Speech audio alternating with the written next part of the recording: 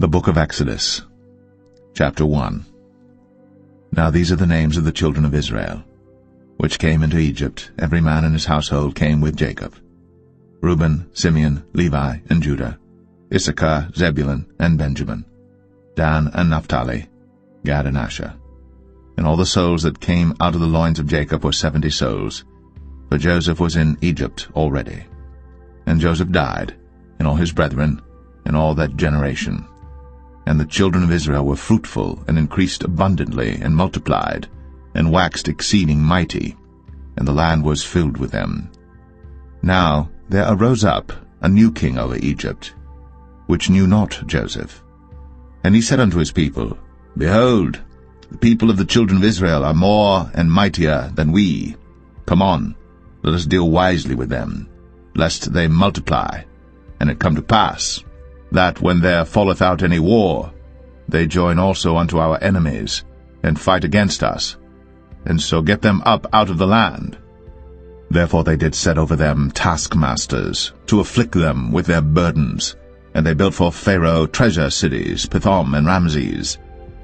But the more they afflicted them, the more they multiplied and grew, and they were grieved because of the children of Israel.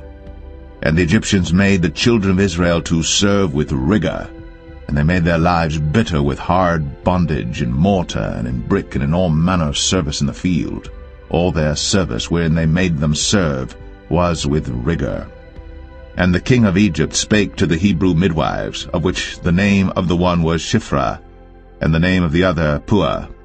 And he said, When ye do the office of a midwife to the Hebrew women, and see them upon the stools, if it be a son, then ye shall kill him, but if it be a daughter, then she shall live. But the midwives feared God, and did not as the king of Egypt commanded them, but saved the men-children alive. And the king of Egypt called for the midwives, and said unto them, Why have ye done this thing, and have saved the men-children alive? And the midwives said unto Pharaoh, Because the Hebrew women are not as the Egyptian women, for they are lively, and are delivered ere the midwives come in unto them. Therefore God dealt well with the midwives, and the people multiplied, and waxed very mighty. And it came to pass, because the midwives feared God, that he made them houses. And Pharaoh charged all his people, saying, Every son that is born ye shall cast into the river, and every daughter ye shall save alive.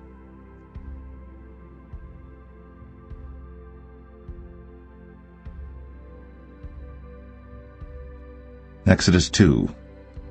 And there went a man of the house of Levi, and took to wife a daughter of Levi.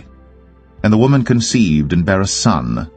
And when she saw him that he was a goodly child, she hid him 3 months. And when she could not longer hide him, she took for him an ark of bulrushes, and daubed it with slime, and with pitch, and put the child therein, and she laid it in the flags by the river's brink. And his sister stood afar off to wit what would be done to him. And the daughter of Pharaoh came down to wash herself at the river, and her maidens walked along by the river's side. And when she saw the ark among the flags, she sent her maid to fetch it. And when she had opened it, she saw the child, and behold, the babe wept. And she had compassion on him, and said, This is one of the Hebrews' children. Then said his sister to Pharaoh's daughter, Shall I go and call to thee a nurse of the Hebrew women, that she may nurse the child for thee? And Pharaoh's daughter said to her, Go. And the maid went, and called the child's mother. And Pharaoh's daughter said unto her, Take this child away, and nurse it for me, and I will give thee thy wages. And the woman took the child, and nursed it. And the child grew, and she brought him unto Pharaoh's daughter, and he became her son. And she called his name Moses, and she said, Because I drew him out of the water. And it came to pass in those days, when Moses was grown, that he went out unto his brethren, and looked on their burdens. And he spied an Egyptian smiting an Hebrew, one of his brethren. And he looked this way and that way. And when he saw that there was no man, he slew the Egyptian, and hid him in the sand. And when he went out the second day, behold, 2 men of the Hebrews strove together, And he said to him that did the wrong, Wherefore smitest thou thy fellow? And he said, Who made thee a prince and a judge over us? Intendest thou to kill me, as thou killedst the Egyptian? And Moses feared, and said, Surely this thing is known. Now when Pharaoh heard this thing, he sought to slay Moses. But Moses fled from the face of Pharaoh, and dwelt in the land of Midian, and he sat down by a well. Now the priest of Midian had 7 daughters, and they came and drew water, and filled the troughs to water their father's flock. And the shepherds came and drove them away. But Moses stood up and helped them, and watered their flock. And when they came to Reuel their father, he said, How is it that ye are come so soon today? And they said, An Egyptian delivered us out of the hand of the shepherds, and also drew water enough for us, and watered the flock. And he said unto his daughters, And where is he? Why is it that ye have left the man? Call him, that he may eat bread. And Moses was content to dwell with the man. And he gave Moses Zipporah his daughter, and she bare him a son. And he called his name Gershom, for he said, I have been a stranger in a strange land. And it came to pass, in process of time, that the king of Egypt died, and the children of Israel sighed by reason of the bondage, and they cried, and their cry came up unto God by reason of the bondage. And God heard their groaning, and God remembered his covenant with Abraham, with Isaac, and with Jacob. And God looked upon the children of Israel, and God had respect unto them.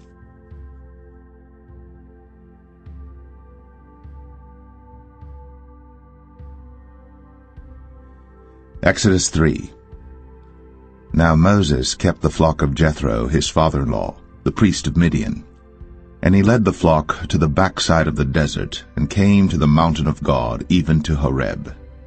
And the angel of the Lord appeared unto him in a flame of fire out of the midst of a bush. And he looked, and behold, the bush burned with fire, and the bush was not consumed. And Moses said, I will now turn aside and see this great sight, why the bush is not burnt.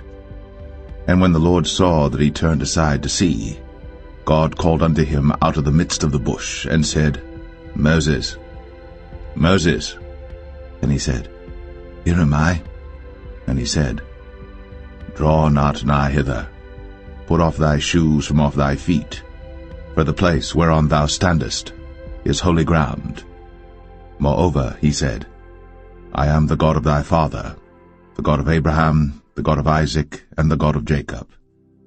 And Moses hid his face, for he was afraid to look upon God. And the Lord said, I have surely seen the affliction of my people which are in Egypt, and have heard their cry by reason of their taskmasters.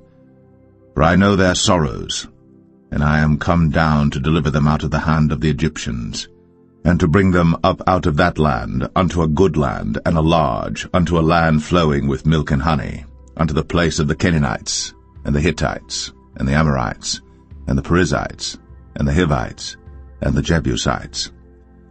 Now therefore, behold, the cry of the children of Israel is come unto me, and I have also seen the oppression wherewith the Egyptians oppress them. Come now therefore, and I will send thee unto Pharaoh, that thou mayest bring forth my people the children of Israel out of Egypt. And Moses said unto God, Who am I that I should go unto Pharaoh, and that I should bring forth the children of Israel out of Egypt? And he said, Certainly I will be with thee, and this shall be a token unto thee, that I have sent thee. When thou hast brought forth the people out of Egypt, ye shall serve God upon this mountain.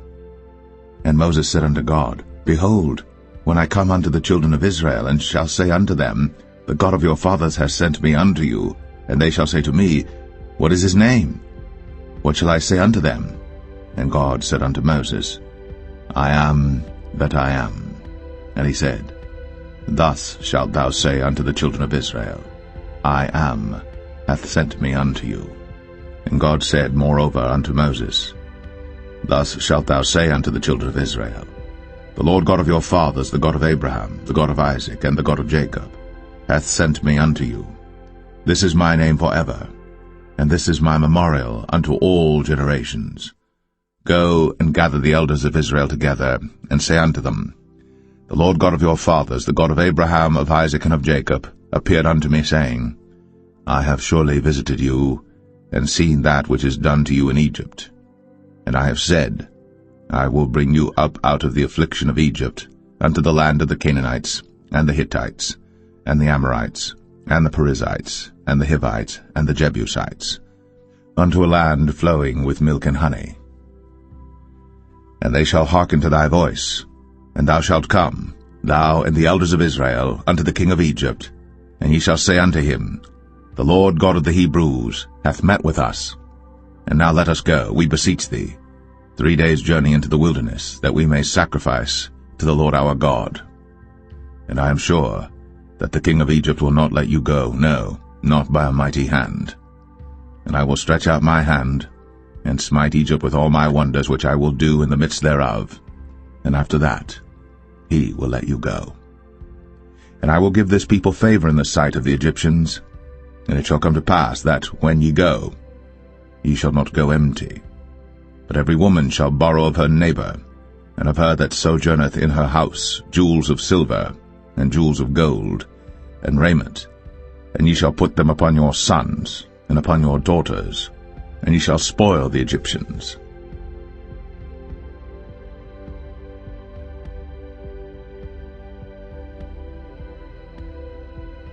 Exodus 4.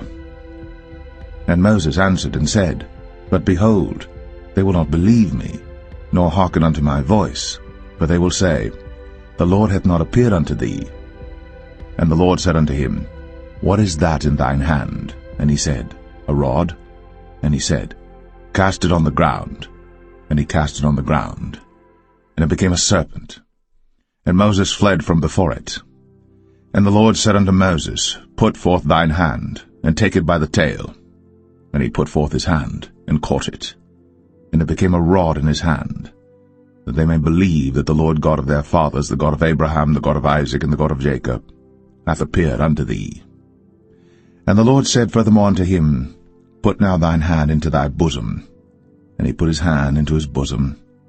And when he took it out, behold, his hand was leprous as snow.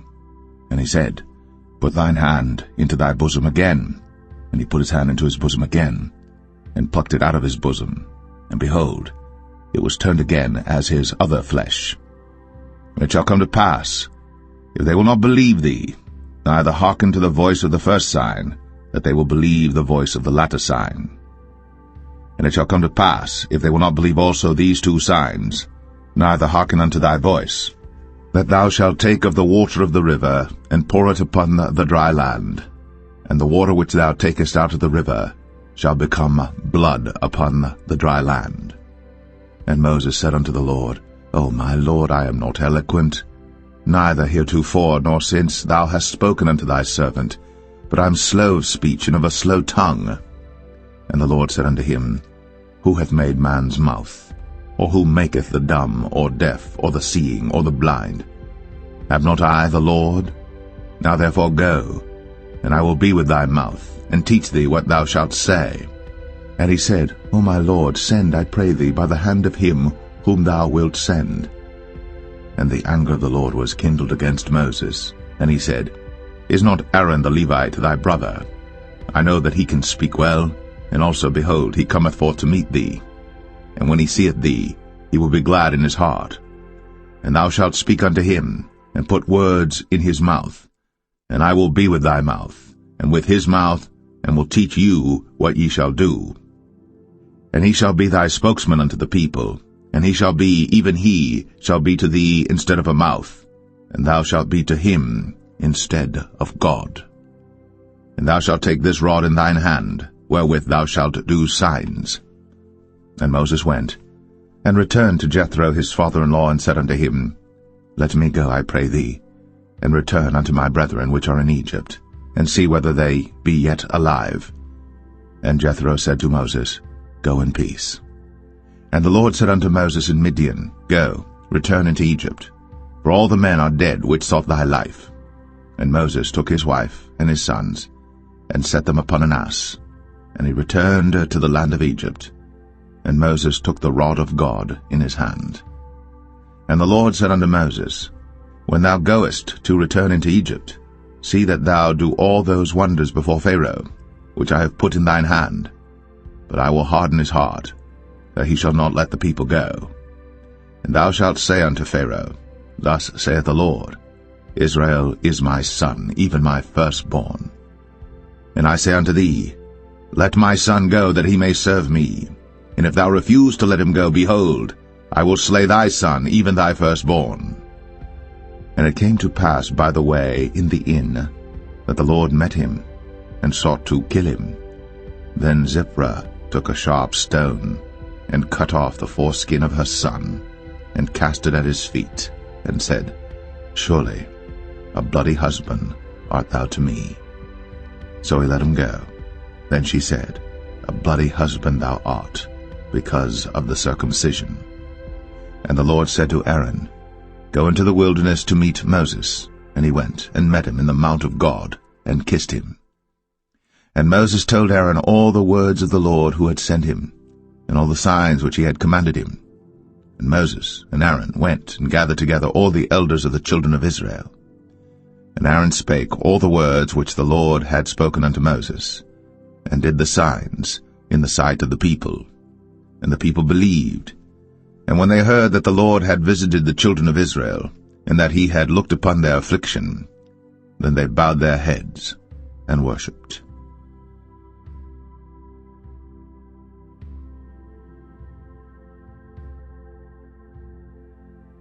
Exodus 5. And afterward Moses and Aaron went in, and told Pharaoh, Thus saith the Lord God of Israel, Let my people go, that they may hold a feast unto me in the wilderness.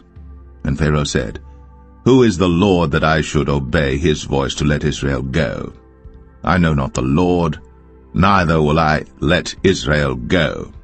And they said, The God of the Hebrews hath met with us.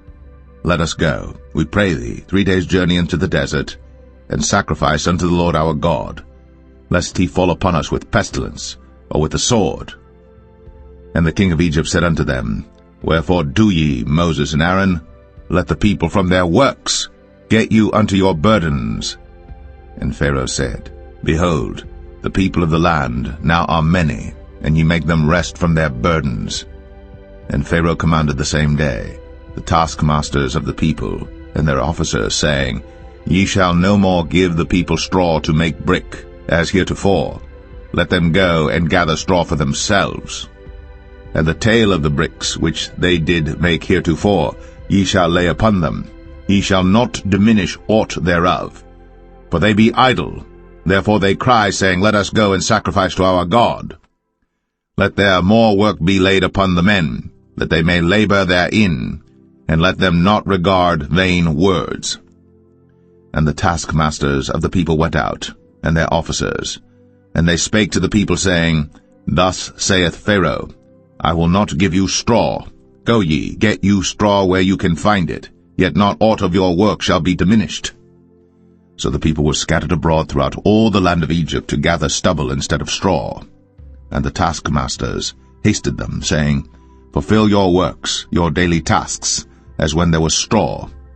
And the officers of the children of Israel, which Pharaoh's taskmasters had set over them, were beaten, and demanded, Wherefore have ye not fulfilled your task in making brick both yesterday and today as heretofore? Then the officers of the children of Israel came and cried unto Pharaoh, saying, Wherefore dealest thou thus with thy servants? There is no straw given unto thy servants. And they say to us, Make brick. And behold, thy servants are beaten, but the fault is in thine own people. But he said, Ye are idle, ye are idle.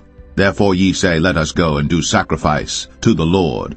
Go therefore now and work, for there shall no straw be given you, yet shall ye deliver the tale of bricks.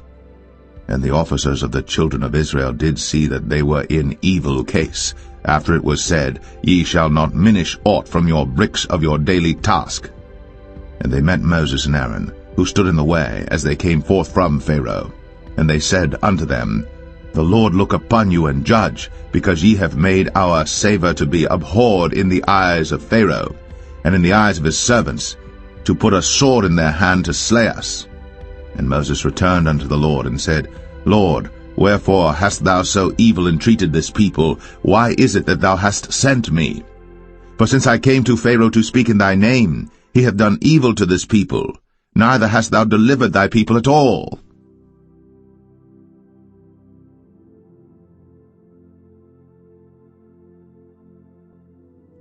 Exodus 6.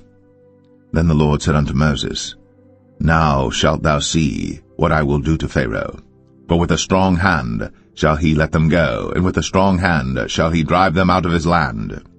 And God spake unto Moses, and said unto him, I am the Lord. And I appeared unto Abraham, unto Isaac, and unto Jacob, by the name of God Almighty, but by my name Jehovah was I not known to them. And I have also established my covenant with them, to give them the land of Canaan, the land of their pilgrimage, wherein they were strangers. And I have also heard the groaning of the children of Israel, whom the Egyptians keep in bondage, and I have remembered my covenant. Wherefore say unto the children of Israel, I am the Lord, and I will bring you out from under the burdens of the Egyptians, and I will rid you out of their bondage, and I will redeem you with a stretched out arm and with great judgments. And I will take you to me for a people, and I will be to you a God, and ye shall know that I am the Lord your God, which bringeth you out from under the burdens of the Egyptians. And I will bring you in unto the land concerning the which I did swear to give it to Abraham, to Isaac, and to Jacob, and I will give it you for an heritage. I am the Lord. And Moses spake so unto the children of Israel, but they hearkened not unto Moses for anguish of spirit, and for cruel bondage. And the Lord spake unto Moses, saying, Go in, speak unto Pharaoh king of Egypt, that he let the children of Israel go out of his land. And Moses spake before the Lord, saying, Behold, the children of Israel have not hearkened unto me. How then shall Pharaoh hear me, who am of uncircumcised lips? And the Lord spake unto Moses and unto Aaron, and gave them a charge unto the children of Israel, and unto Pharaoh king of Egypt, to bring the children of Israel out of the land of Egypt. These be the heads of their fathers' houses, the sons of Reuben, the firstborn of Israel, Hanok and Palu, Hezron and Carmi. These be the families of Reuben. And the sons of Simeon, Jemuel and Jamin, and Ohad and Jachin, and Zohar and Shaul the son of a Canaanitish woman. These are the families of Simeon. And these are the names of the sons of Levi according to their generations, Gershon and Kohath and Merari. And the years of the life of Levi were 137 years. The sons of Gershon, Libni and Shimei, according to their families. And the sons of Kohath, Amram and Izhar, and Hebron and Uzziel. And the years of the life of Kohath were 133 years. And the sons of Merari, Mahalai and Mushai. These are the families of Levi according to their generations. And Amram took him Jochebed, his father's sister, to wife, and she bare him, Aaron and Moses. And the years of the life of Amram were 137 years. And the sons of Izhar, Korah and Nepheg and Zichri. And the sons of Uzziel, Mishael and Elzaphan and Zithri. And Aaron took him Elisheba, daughter of Aminadab, sister of Nahshon, to wife, and she bare him Nadab and Abihu, Eleazar and Ithamar. And the sons of Korah, Asir and Elkanah and Abiasaph. These are the families of the Korhites. And Eleazar, Aaron's son, took him one of the daughters of Putiel to wife, and she bare him Phinehas. These are the heads of the fathers of the Levites according to their families. These are that Aaron and Moses, to whom the Lord said, Bring out the children of Israel from the land of Egypt, according to their armies. These are they which spake to Pharaoh king of Egypt, to bring out the children of Israel from Egypt. These are that Moses and Aaron. And it came to pass on the day when the Lord spake unto Moses in the land of Egypt, that the Lord spake unto Moses, saying, I am the Lord. Speak thou unto Pharaoh king of Egypt all that I say unto thee. And Moses said before the Lord, Behold, I am of uncircumcised lips, and how shall Pharaoh hearken unto me?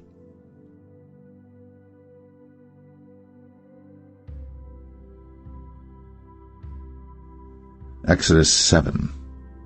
And the Lord said unto Moses, See, I have made thee a god to Pharaoh, and Aaron thy brother shall be thy prophet. Thou shalt speak all that I command thee, and Aaron thy brother shall speak unto Pharaoh, that he send the children of Israel out of his land. And I will harden Pharaoh's heart, and multiply my signs and my wonders in the land of Egypt. But Pharaoh shall not hearken unto you, that I may lay my hand upon Egypt, and bring forth mine armies and my people the children of Israel out of the land of Egypt by great judgments. And the Egyptians shall know that I am the Lord, when I stretch forth mine hand upon Egypt, and bring out the children of Israel from among them.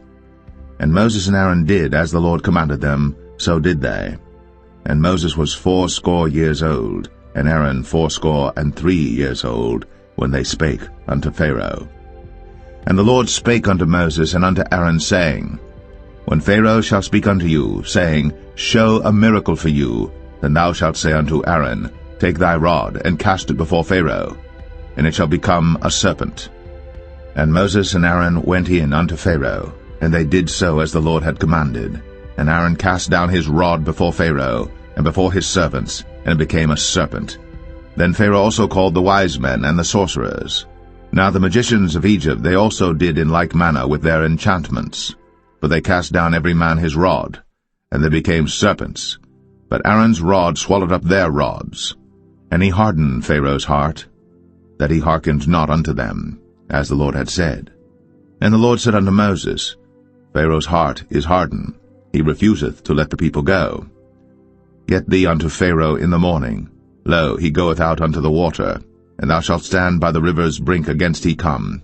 And the rod which was turned to a serpent shalt thou take in thine hand. And thou shalt say unto him, The Lord God of the Hebrews hath sent me unto thee, saying, Let my people go, that they may serve me in the wilderness. And behold, hitherto thou wouldest not hear. Thus saith the Lord, In this thou shalt know that I am the Lord. Behold, I will smite with the rod that is in mine hand upon the waters which are in the river, and they shall be turned to blood. And the fish that is in the river shall die, and the river shall stink, and the Egyptians shall loathe to drink of the water of the river. And the Lord spake unto Moses, Say unto Aaron, Take thy rod, and stretch out thine hand upon the waters of Egypt, upon their streams, upon their rivers, and upon their ponds, and upon all their pools of water, that they may become blood, and that there may be blood throughout all the land of Egypt, both in vessels of wood and in vessels of stone. And Moses and Aaron did so, as the Lord commanded. And he lifted up the rod, and smote the waters that were in the river, in the sight of Pharaoh, and in the sight of his servants, and all the waters that were in the river were turned to blood. And the fish that was in the river died, and the river stank, and the Egyptians could not drink of the water of the river, and there was blood throughout all the land of Egypt. And the magicians of Egypt did so with their enchantments, and Pharaoh's heart was hardened, neither did he hearken unto them, as the Lord had said. And Pharaoh turned and went into his house, neither did he set his heart to this also. And all the Egyptians digged around about the river for water to drink, but they could not drink of the water of the river. And 7 days were fulfilled. After that the Lord had smitten the river.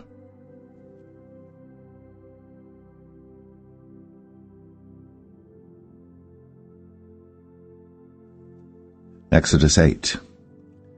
And the Lord spake unto Moses, Go unto Pharaoh, and say unto him, Thus saith the Lord, Let my people go, that they may serve me.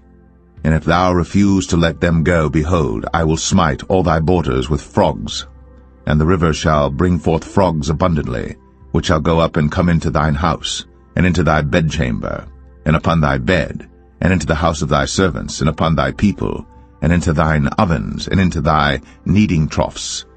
And the frogs shall come up both on thee, and upon thy people, and upon all thy servants. And the Lord spake unto Moses, Say unto Aaron, Stretch forth thine hand with thy rod over the streams, over the rivers, and over the ponds, and cause frogs to come up upon the land of Egypt. And Aaron stretched out his hand over the waters of Egypt, and the frogs came up and covered the land of Egypt. And the magicians did so with their enchantments, and brought up frogs upon the land of Egypt.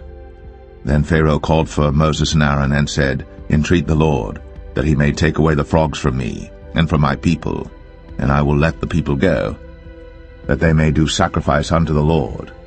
And Moses said unto Pharaoh, Glory over me, when shall I entreat for thee, and for thy servants, and for thy people, to destroy the frogs from thee, and thy houses, that they may remain in the river only? And he said, Tomorrow. And he said, Be it according to thy word, that thou mayest know that there is none like unto the Lord our God. And the frogs shall depart from thee, and from thy houses, and from thy servants, and from thy people, they shall remain in the river only. And Moses and Aaron went out from Pharaoh, and Moses cried unto the Lord because of the frogs, which he had brought against Pharaoh. And the Lord did according to the word of Moses, and the frogs died out of the houses, out of the villages, and out of the fields. And they gathered them together upon heaps, and the land stank. But when Pharaoh saw that there was respite, he hardened his heart, and hearkened not unto them, as the Lord had said. And the Lord said unto Moses, Say unto Aaron, Stretch out thy rod, and smite the dust of the land, that it may become lice throughout all the land of Egypt. And they did so. For Aaron stretched out his hand with his rod, and smote the dust of the earth, and it became lice in man and in beast. All the dust of the land became lice throughout all the land of Egypt. And the magicians did so with their enchantments to bring forth lice, but they could not, so there were lice upon man and upon beast. Then the magicians said unto Pharaoh, This is the finger of God. And Pharaoh's heart was hardened, and he hearkened not unto them, as the Lord had said. And the Lord said unto Moses, Rise up early in the morning, and stand before Pharaoh. Lo, he cometh forth to the water. And say unto him, Thus saith the Lord, Let my people go, that they may serve me. Else, if thou wilt not let my people go, behold, I will send swarms of flies upon thee, and upon thy servants, and upon thy people, and into thy houses, and the houses of the Egyptians shall be full of swarms of flies, and also the ground whereon they are. And I will sever in that day the land of Goshen, in which my people dwell, that no swarms of flies shall be there, to the end thou mayest know that I am the Lord in the midst of the earth. And I will put a division between my people and thy people. Tomorrow shall this sign be. And the Lord did so. And there came a grievous swarm of flies into the house of Pharaoh, and into his servants' houses, and into all the land of Egypt. The land was corrupted by reason of the swarm of flies. And Pharaoh called for Moses and for Aaron, and said, Go ye, sacrifice to your God in the land. And Moses said, It is not meet so to do, for we shall sacrifice the abomination of the Egyptians to the Lord our God. Lo, shall we sacrifice the abomination of the Egyptians before their eyes? And will they not stone us? We will go 3 days' journey into the wilderness, and sacrifice to the Lord our God, as he shall command us. And Pharaoh said, I will let you go, that ye may sacrifice to the Lord your God in the wilderness. Only ye shall not go very far away. Entreat for me. And Moses said, Behold, I go out from thee, and I will entreat the Lord that the swarms of flies may depart from Pharaoh, from his servants, and from his people tomorrow. But let not Pharaoh deal deceitfully any more, not letting the people go to sacrifice to the Lord. And Moses went out from Pharaoh, and entreated the Lord. And the Lord did according to the word of Moses, and he removed the swarms of flies from Pharaoh, from his servants, and from his people. There remained not one. And Pharaoh hardened his heart at this time also, neither would he let the people go.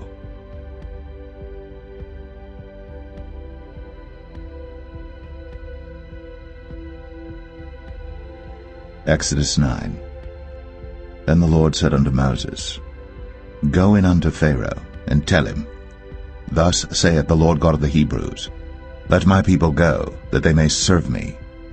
For if thou refuse to let them go, and wilt hold them still, behold, the hand of the Lord is upon thy cattle which is in the field, upon the horses, upon the asses, upon the camels, upon the oxen, and upon the sheep. There shall be a very grievous murrain. And the Lord shall sever between the cattle of Israel and the cattle of Egypt, and there shall nothing die of all that is the children's of Israel. And the Lord appointed a set time, saying, Tomorrow the Lord shall do this thing in the land. And the Lord did that thing on the morrow, and all the cattle of Egypt died. But of the cattle of the children of Israel died not one. And Pharaoh sent, and behold, there was not one of the cattle of the Israelites dead. And the heart of Pharaoh was hardened, and he did not let the people go. And the Lord said unto Moses and unto Aaron, Take to you handfuls of ashes of the furnace, and let Moses sprinkle it toward the heaven in the sight of Pharaoh. And it shall become small dust in all the land of Egypt, and shall be a boil breaking forth with blains upon man and upon beast throughout all the land of Egypt. Then they took ashes of the furnace, and stood before Pharaoh. Then Moses sprinkled it up toward heaven, and it became a boil, breaking forth with blains upon man and upon beast. And the magicians could not stand before Moses because of the boils, for the boil was upon the magicians and upon all the Egyptians. And the Lord hardened the heart of Pharaoh, and he hearkened not unto them, as the Lord had spoken unto Moses. And the Lord said unto Moses, Rise up early in the morning, and stand before Pharaoh, and say unto him, Thus saith the Lord God of the Hebrews, Let my people go, that they may serve me. For I will at this time send all my plagues upon thine heart, and upon thy servants, and upon thy people, that thou mayest know that there is none like me in all the earth. For now I will stretch out my hand, that I may smite thee and thy people with pestilence, and thou shalt be cut off from the earth. And in very deed for this cause have I raised thee up, for to show in thee my power, and that my name may be declared throughout all the earth. As yet exaltest thou thyself against my people, that thou wilt not let them go. Behold, tomorrow about this time I will cause it to rain a very grievous hail, such as hath not been in Egypt since the foundation thereof even until now. Send therefore now, and gather thy cattle, and all that thou hast in the field. For upon every man and beast which shall be found in the field, and shall not be brought home, the hail shall come down upon them, and they shall die. He that feared the word of the Lord among the servants of Pharaoh made his servants and his cattle flee into the houses. And he that regarded not the word of the Lord left his servants and his cattle in the field. And the Lord said unto Moses, Stretch forth thine hand toward heaven, that there may be hail in all the land of Egypt, upon man, and upon beast, and upon every herb of the field, throughout the land of Egypt. And Moses stretched forth his rod toward heaven, and the Lord sent thunder and hail, and the fire ran along upon the ground, and the Lord rained hail upon the land of Egypt. So there was hail, and fire mingled with the hail, very grievous, such as there was none like it in all the land of Egypt since it became a nation. And the hail smote throughout all the land of Egypt all that was in the field, both man and beast. And the hail smote every herb of the field, and brake every tree of the field. Only in the land of Goshen, where the children of Israel were, was there no hail. And Pharaoh sent and called for Moses and Aaron, and said unto them, I have sinned this time. The Lord is righteous, and I and my people are wicked. Entreat the Lord, for it is enough that there be no more mighty thunderings and hail, and I will let you go, and ye shall stay no longer. And Moses said unto him, As soon as I am gone out of the city, I will spread abroad my hands unto the Lord, and the thunder shall cease, neither shall there be any more hail, that thou mayest know how that the earth is the Lord's. But as for thee and thy servants, I know that ye will not yet fear the Lord God. And the flax and the barley were smitten, for the barley was in the ear, and the flax was bold. But the wheat and the rye were not smitten, for they were not grown up. And Moses went out of the city from Pharaoh, and spread abroad his hands unto the Lord, and the thunders and hail ceased, and the rain was not poured upon the earth. And when Pharaoh saw that the rain and the hail and the thunders were ceased, he sinned yet more, and hardened his heart, he and his servants. And the heart of Pharaoh was hardened, neither would he let the children of Israel go, as the Lord had spoken by Moses.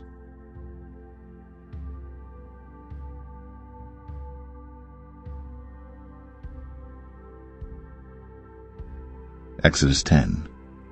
And the Lord said unto Moses, Go in unto Pharaoh, for I have hardened his heart, and the heart of his servants, that I might show these my signs before him, and that thou mayest tell in the ears of thy son, and of thy son's son, what things I have wrought in Egypt, and my signs which I have done among them, that ye may know how that I am the Lord.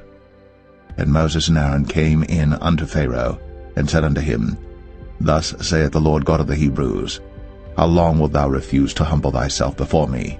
Let my people go, that they may serve me. Else, if thou refuse to let my people go, behold, tomorrow will I bring the locusts into thy coast. And they shall cover the face of the earth, that one cannot be able to see the earth. And they shall eat the residue of that which is escaped, which remaineth unto you from the hail, and shall eat every tree which groweth for you out of the field. And they shall fill thy houses, and the houses of all thy servants, and the houses of all the Egyptians, which neither thy fathers nor thy fathers' fathers have seen, since the day that they were upon the earth unto this day. And he turned himself, and went out from Pharaoh. And Pharaoh's servants said unto him, How long shall this man be a snare unto us? Let the men go, that they may serve the Lord their God. Knowest thou not yet that Egypt is destroyed? And Moses and Aaron were brought again unto Pharaoh, and he said unto them, Go, serve the Lord your God. But who are they that shall go? And Moses said, We will go with our young and with our old, with our sons and with our daughters, with our flocks and with our herds will we go, for we must hold a feast unto the Lord. And he said unto them, Let the Lord be so with you, as I will let you go, and your little ones. Look to it, for evil is before you. Not so. Go now, ye that are men, and serve the Lord, for that ye did desire. And they were driven out from Pharaoh's presence. And the Lord said unto Moses, Stretch out thine hand over the land of Egypt for the locusts, that they may come up upon the land of Egypt, and eat every herb of the land, even all that the hail hath left. And Moses stretched forth his rod over the land of Egypt. And the Lord brought an east wind upon the land all that day, and all that night. And when it was morning, the east wind brought the locusts. And the locusts went up over all the land of Egypt, and rested in all the coasts of Egypt. Very grievous were they. Before them there were no such locusts as they, neither after them shall be such. For they covered the face of the whole earth, so that the land was darkened. And they did eat every herb of the land, and all the fruit of the trees which the hail had left. And there remained not any green thing in the trees, or in the herbs of the field, through all the land of Egypt. Then Pharaoh called for Moses and Aaron in haste, and he said, I have sinned against the Lord your God and against you. Now therefore forgive, I pray thee, my sin only this once, and entreat the Lord your God, that he may take away from me this death only. And he went out from Pharaoh, and entreated the Lord. And the Lord turned a mighty strong west wind, which took away the locusts, and cast them into the Red Sea. There remained not one locust in all the coasts of Egypt. But the Lord hardened Pharaoh's heart, so that he would not let the children of Israel go. And the Lord said unto Moses, Stretch out thine hand toward heaven, that there may be darkness over the land of Egypt, even darkness which may be felt. And Moses stretched forth his hand toward heaven, and there was a thick darkness in all the land of Egypt 3 days. They saw not one another, neither rose any from his place for 3 days. But all the children of Israel had light in their dwellings. And Pharaoh called unto Moses and said, Go ye, serve the Lord. Only let your flocks and your herds be stayed. Let your little ones also go with you. And Moses said, Thou must give us also sacrifices and burnt offerings, that we may sacrifice unto the Lord our God. Our cattle also shall go with us. There shall not an hoof be left behind. For thereof must we take to serve the Lord our God, and we know not with what we must serve the Lord until we come thither. But the Lord hardened Pharaoh's heart, and he would not let them go. And Pharaoh said unto him, Get thee from me, take heed to thyself, see my face no more, for in that day thou seest my face, thou shalt die. And Moses said, Thou hast spoken well. I will see thy face again no more.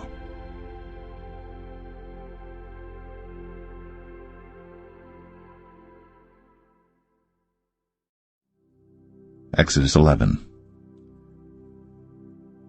And the Lord said unto Moses, Yet will I bring one plague more upon Pharaoh and upon Egypt. Afterwards he will let you go hence. When he shall let you go, he shall surely thrust you out hence altogether. Speak now in the ears of the people, and let every man borrow of his neighbor, and every woman of her neighbor, jewels of silver and jewels of gold. And the Lord gave the people favor in the sight of the Egyptians. Moreover, the man Moses was very great in the land of Egypt, in the sight of Pharaoh's servants, and in the sight of the people. And Moses said, Thus saith the Lord, About midnight will I go out into the midst of Egypt, and all the firstborn in the land of Egypt shall die, from the firstborn of Pharaoh that sitteth upon his throne, even unto the firstborn of the maidservant that is behind the mill, and all the firstborn of beasts. And there shall be a great cry throughout all the land of Egypt, such as there was none like it, nor shall be like it any more. But against any of the children of Israel shall not a dog move his tongue, against man or beast, that ye may know how that the Lord doth put a difference between the Egyptians and Israel. And all these thy servants shall come down unto me, and bow down themselves unto me, saying, Get thee out, and all the people that follow thee. And after that I will go out. And he went out from Pharaoh in a great anger. And the Lord said unto Moses, Pharaoh shall not hearken unto you, that my wonders may be multiplied in the land of Egypt. And Moses and Aaron did all these wonders before Pharaoh. And the Lord hardened Pharaoh's heart, so that he would not let the children of Israel go out of his land.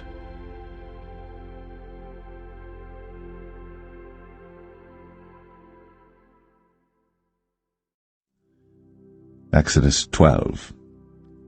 And the Lord spake unto Moses and Aaron in the land of Egypt, saying, This month shall be unto you the beginning of months. It shall be the first month of the year to you. Speak ye unto all the congregation of Israel, saying, In the 10th day of this month they shall take to them every man a lamb, according to the house of their fathers, a lamb for an house. And if the household be too little for the lamb, let him and his neighbor next unto his house take it according to the number of the souls. Every man according to his eating shall make your count for the lamb. Your lamb shall be without blemish, a male of the first year. Ye shall take it out from the sheep or from the goats. And ye shall keep it up until the 14th day of the same month. And the whole assembly of the congregation of Israel shall kill it in the evening. And they shall take of the blood, and strike it on the 2 side posts, and on the upper door post of the houses wherein they shall eat it. And they shall eat the flesh in that night, roast with fire, and unleavened bread, and with bitter herbs they shall eat it. Eat not of it raw, nor sodden it all with water, but roast with fire, his head with his legs, and with the purtenance thereof. And ye shall let nothing of it remain until the morning. And that which remaineth of it until the morning ye shall burn with fire.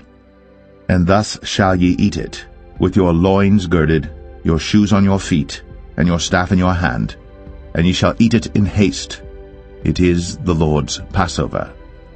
For I will pass through the land of Egypt this night, and will smite all the firstborn in the land of Egypt, both man and beast, and against all the gods of Egypt I will execute judgment. I am the Lord. And the blood shall be to you for a token upon the houses where ye are. And when I see the blood, I will pass over you, and the plague shall not be upon you to destroy you, when I smite the land of Egypt. And this day shall be unto you for a memorial, and ye shall keep it a feast to the Lord throughout your generations. Ye shall keep it a feast by an ordinance forever. 7 days shall ye eat unleavened bread. Even the first day ye shall put away leaven out of your houses. For whosoever eateth leavened bread from the first day until the 7th day, that soul shall be cut off from Israel. And in the first day there shall be an holy convocation, and in the 7th day there shall be an holy convocation to you.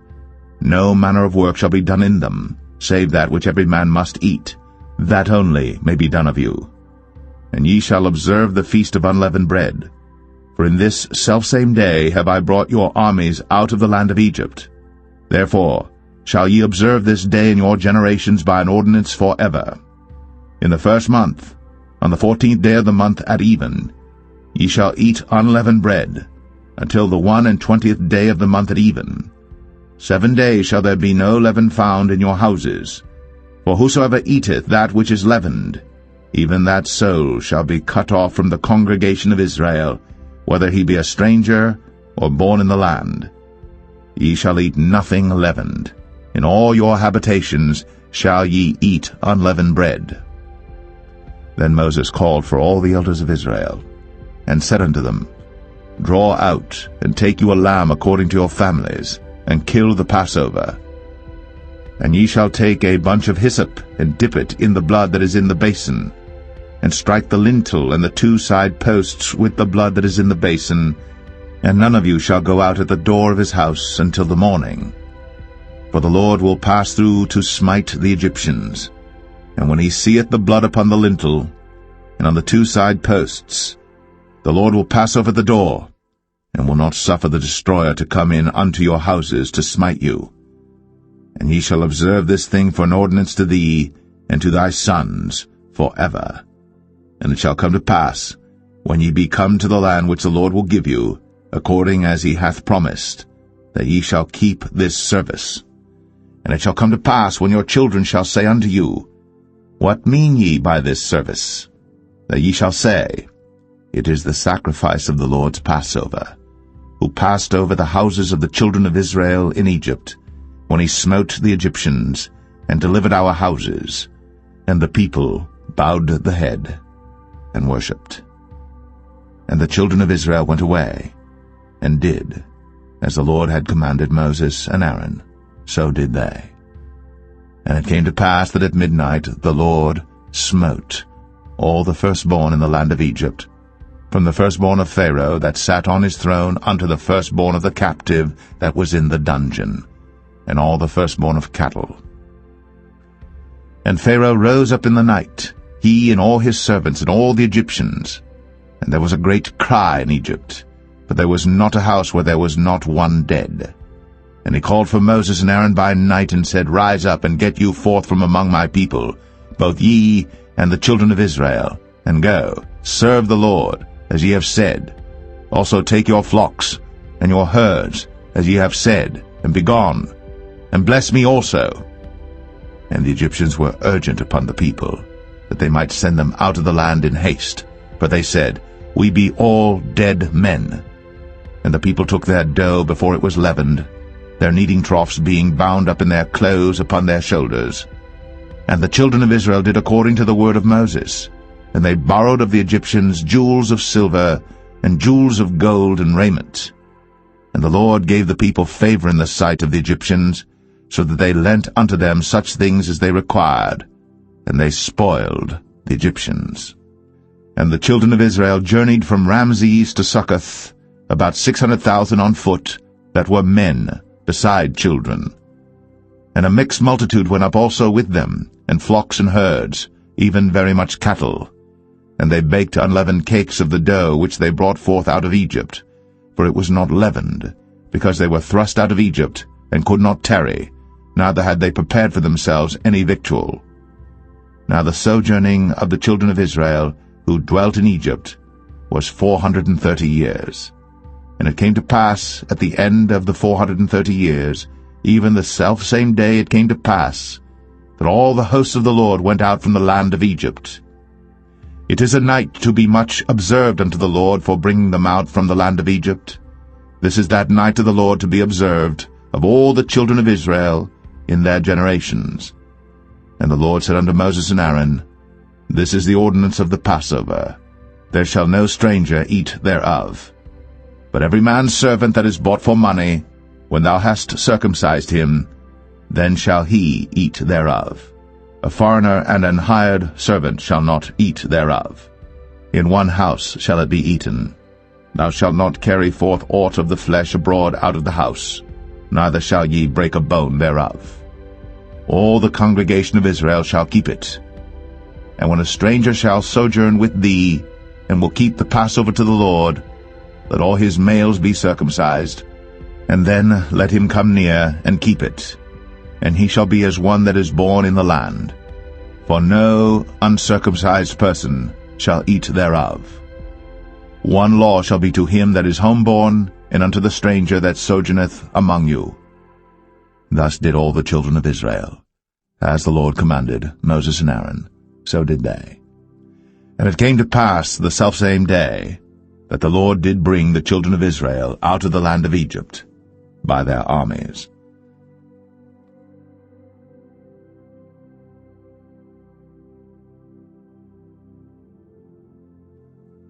Exodus 13. And the Lord spake unto Moses, saying, Sanctify unto me all the firstborn, whatsoever openeth the womb among the children of Israel, both of man and of beast, it is mine. And Moses said unto the people, Remember this day in which ye came out from Egypt, out of the house of bondage, for by strength of hand the Lord brought you out from this place. There shall no leavened bread be eaten. This day came ye out in the month Abib.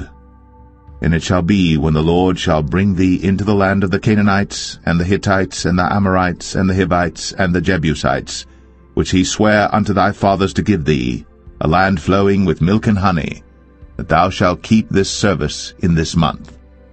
7 days thou shalt eat unleavened bread, and in the 7th day shall be a feast to the Lord. Unleavened bread shall be eaten 7 days, and there shall no leavened bread be seen with thee, neither shall there be leaven seen with thee in all thy quarters. And thou shalt show thy son in that day, saying, This is done because of that which the Lord did unto me, when I came forth out of Egypt. And it shall be for a sign unto thee upon thine hand, and for a memorial between thine eyes, that the Lord's law may be in thy mouth. For with a strong hand hath the Lord brought thee out of Egypt. Thou shalt therefore keep this ordinance in his season from year to year. And it shall be, when the Lord shall bring thee into the land of the Canaanites, as he sware unto thee and to thy fathers, and shall give it thee, that thou shalt set apart unto the Lord all that openeth the matrix, and every firstling that cometh of a beast which thou hast, the males shall be the Lord's. And every firstling of an ass thou shalt redeem with a lamb, and if thou wilt not redeem it, then thou shalt break his neck. And all the firstborn of man among thy children shalt thou redeem. And it shall be, when thy son asketh thee in time to come, saying, What is this? That thou shalt say unto him, By strength of hand the Lord brought us out from Egypt, from the house of bondage. And it came to pass, when Pharaoh would hardly let us go, that the Lord slew all the firstborn in the land of Egypt, both the firstborn of man and the firstborn of beast. Therefore I sacrifice to the Lord all that openeth the matrix, being males, but all the firstborn of my children I redeem. And it shall be for a token upon thine hand, and for frontlets between thine eyes, for by strength of hand the Lord brought us forth out of Egypt. And it came to pass, when Pharaoh had let the people go, that God led them not through the way of the land of the Philistines, although that was near, for God said, Lest peradventure the people repent when they see war, and they return to Egypt. But God led the people about through the way of the wilderness of the Red Sea. And the children of Israel went up harnessed out of the land of Egypt. And Moses took the bones of Joseph with him, for he had straitly sworn the children of Israel, saying, God will surely visit you, and ye shall carry up my bones away hence with you. And they took their journey from Succoth, and encamped in Etham, in the edge of the wilderness. And the Lord went before them by day in a pillar of a cloud, to lead them the way, and by night in a pillar of fire, to give them light, to go by day and night. He took not away the pillar of the cloud by day, nor the pillar of fire by night, from before the people.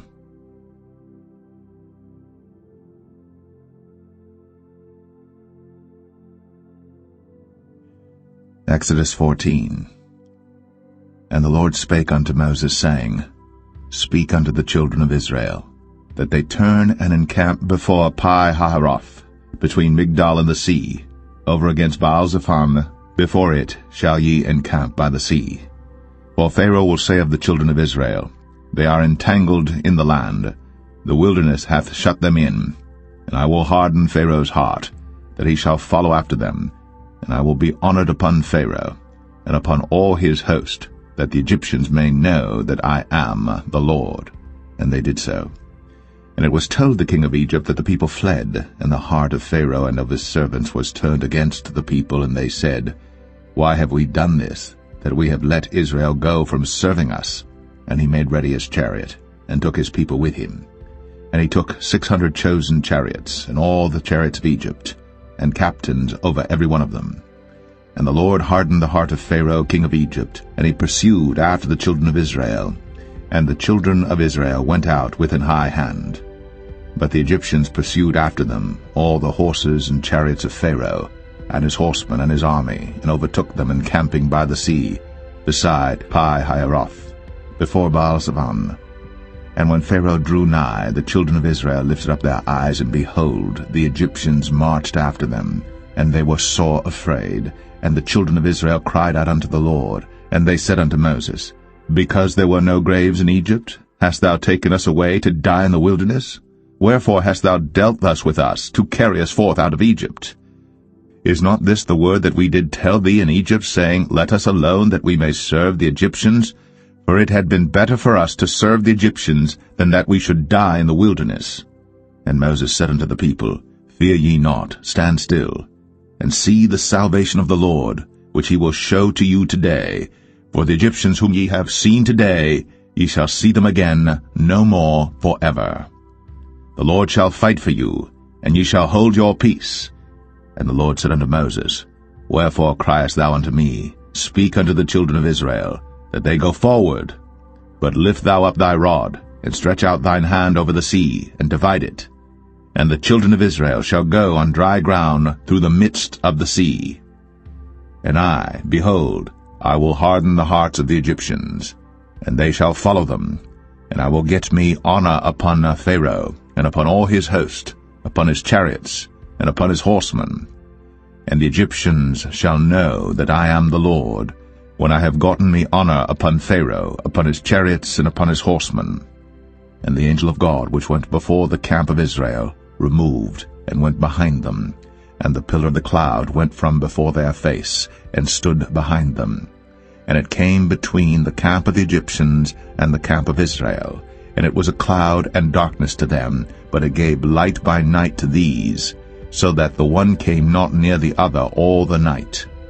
And Moses stretched out his hand over the sea, and the Lord caused the sea to go back by a strong east wind all that night, and made the sea dry land, and the waters were divided. And the children of Israel went into the midst of the sea upon the dry ground, and the waters were a wall unto them on their right hand and on their left. And the Egyptians pursued, and went in after them to the midst of the sea, even all Pharaoh's horses, his chariots, and his horsemen. And it came to pass that in the morning watch the Lord looked unto the host of the Egyptians through the pillar of fire and of the cloud, and troubled the host of the Egyptians, and took off their chariot wheels, that they drave them heavily, so that the Egyptians said, Let us flee from the face of Israel, for the Lord fighteth for them against the Egyptians. And the Lord said unto Moses, Stretch out thine hand over the sea, that the waters may come again upon the Egyptians, upon their chariots, and upon their horsemen. And Moses stretched forth his hand over the sea, and the sea returned to his strength when the morning appeared, and the Egyptians fled against it. And the Lord overthrew the Egyptians in the midst of the sea. And the waters returned and covered the chariots, and the horsemen, and all the host of Pharaoh that came into the sea after them. There remained not so much as one of them. But the children of Israel walked upon dry land in the midst of the sea, and the waters were a wall unto them on their right hand and on their left. Thus the Lord saved Israel that day out of the hand of the Egyptians, and Israel saw the Egyptians dead upon the seashore. And Israel saw that great work which the Lord did upon the Egyptians, and the people feared the Lord, and believed the Lord and his servant Moses.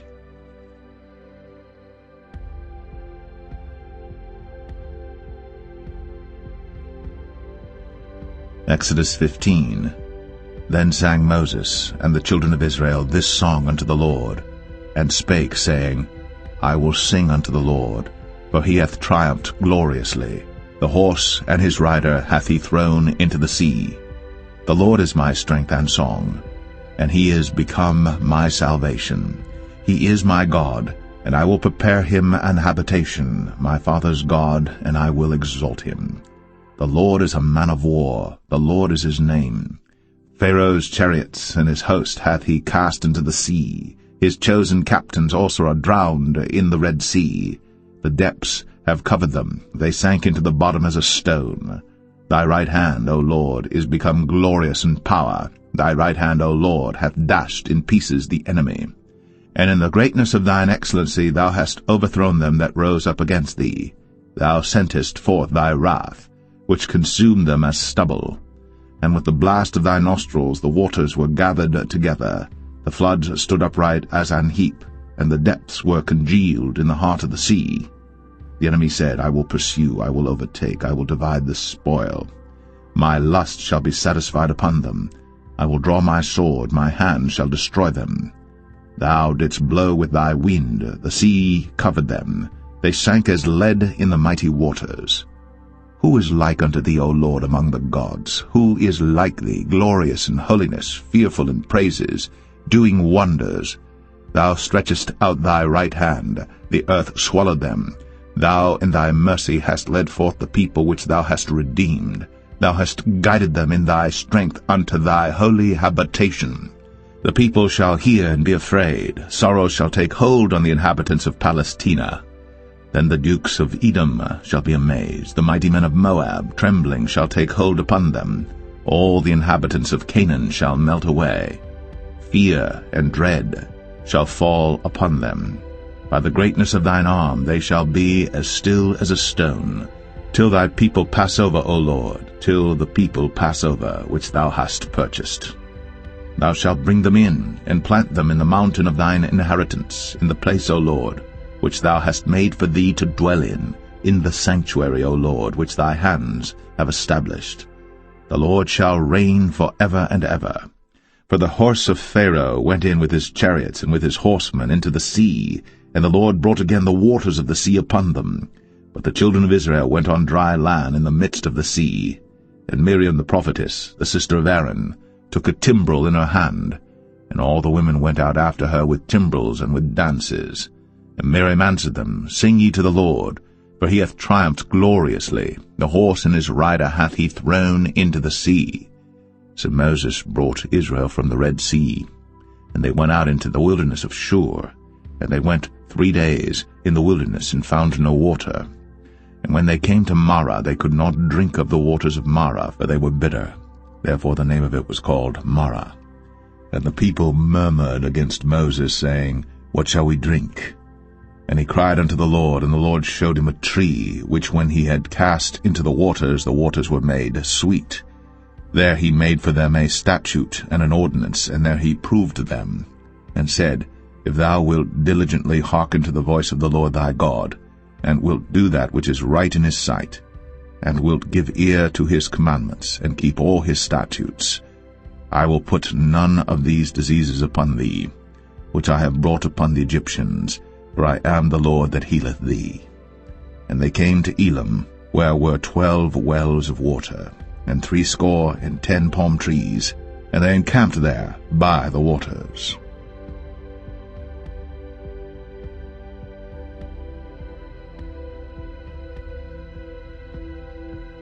Exodus 16. And they took their journey from Elim, and all the congregation of the children of Israel came unto the wilderness of Sin, which is between Elim and Sinai, on the 15th day of the 2nd month, after their departing out of the land of Egypt. And the whole congregation of the children of Israel murmured against Moses and Aaron in the wilderness. And the children of Israel said unto them, Would to God we had died by the hand of the Lord in the land of Egypt, when we sat by the flesh pots, and when we did eat bread to the full. For ye have brought us forth into this wilderness to kill this whole assembly with hunger. Then said the Lord unto Moses, Behold, I will rain bread from heaven for you, and the people shall go out and gather a certain rate every day, that I may prove them, whether they will walk in my law or no. And it shall come to pass that on the 6th day they shall prepare that which they bring in, and it shall be twice as much as they gather daily. And Moses and Aaron said unto all the children of Israel, At even, then you shall know that the Lord hath brought you out from the land of Egypt. And in the morning then ye shall see the glory of the Lord, for that he heareth your murmurings against the Lord. And what are we that ye murmur against us? And Moses said, This shall be when the Lord shall give you in the evening flesh to eat, and in the morning bread to the full, for that the Lord heareth your murmurings, which ye murmur against him. And what are we? Your murmurings are not against us, but against the Lord. And Moses spake unto Aaron, Say unto all the congregation of the children of Israel, Come near before the Lord, for he hath heard your murmurings. And it came to pass, as Aaron spake unto the whole congregation of the children of Israel, that they looked toward the wilderness, and behold, the glory of the Lord appeared in the cloud. And the Lord spake unto Moses, saying, I have heard the murmurings of the children of Israel. Speak unto them, saying, At even ye shall eat flesh, and in the morning ye shall be filled with bread, and ye shall know that I am the Lord your God. And it came to pass that at even the quails came up and covered the camp, and in the morning the dew lay round about the host. And when the dew that lay was gone up, behold, upon the face of the wilderness there lay a small round thing, as small as the hoarfrost on the ground. And when the children of Israel saw it, they said one to another, It is manna, for they wist not what it was. And Moses said unto them, This is the bread which the Lord hath given you to eat. This is the thing which the Lord hath commanded. Gather of it every man according to his eating, an omer for every man according to the number of your persons. Take ye every man for them which are in his tents. And the children of Israel did so, and gathered some more, some less. And when they did meet it with an omer, he that gathered much had nothing over, and he that gathered little had no lack. They gathered every man according to his eating. And Moses said, Let no man leave of it till the morning.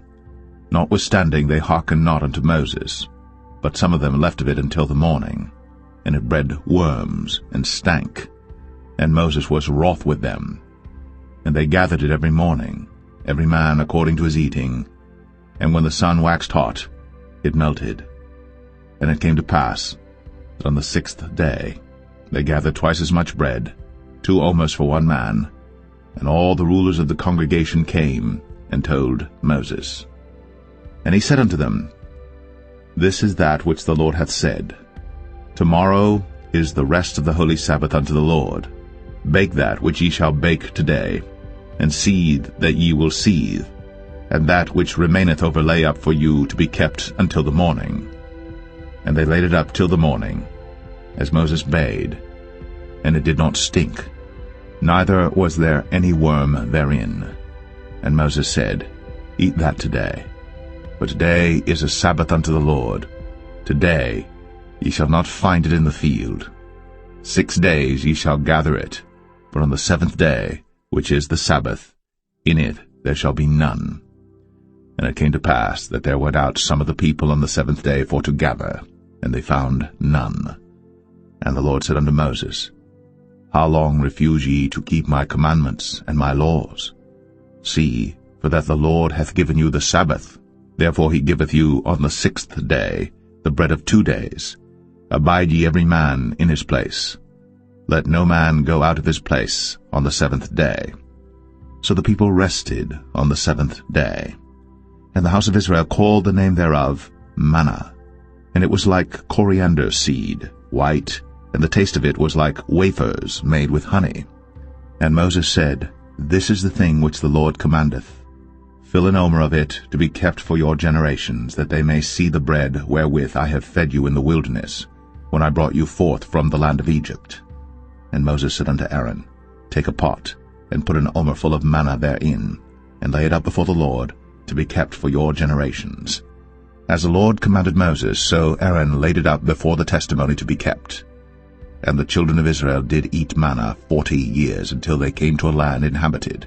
They did eat manna until they came unto the borders of the land of Canaan. Now an omer is the 10th part of an ephah.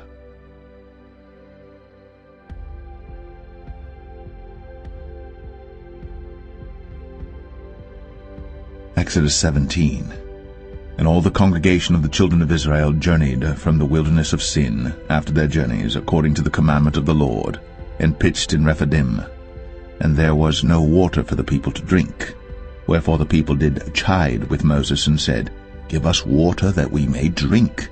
And Moses said unto them, Why chide ye with me? Wherefore do ye tempt the Lord?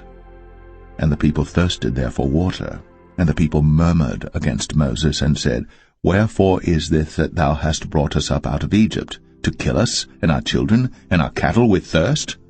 And Moses cried unto the Lord, saying, What shall I do unto this people? They be almost ready to stone me. And the Lord said unto Moses, Go on before the people, and take with thee of the elders of Israel, and thy rod wherewith thou smotest the river, take in thine hand, and go. Behold, I will stand before thee there upon the rock in Horeb, and thou shalt smite the rock. And there shall come water out of it, that the people may drink.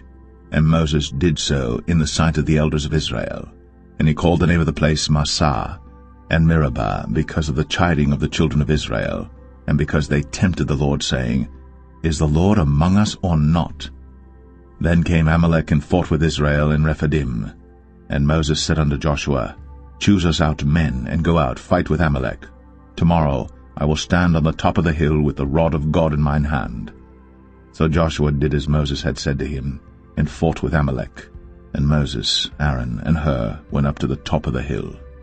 And it came to pass, when Moses held up his hand, that Israel prevailed. And when he let down his hand, Amalek prevailed. But Moses' hands were heavy, and they took a stone and put it under him, and he sat thereon. And Aaron and Hur stayed up his hands, the one on the one side, and the other on the other side. And his hands were steady until the going down of the sun. And Joshua discomfited Amalek and his people with the edge of the sword.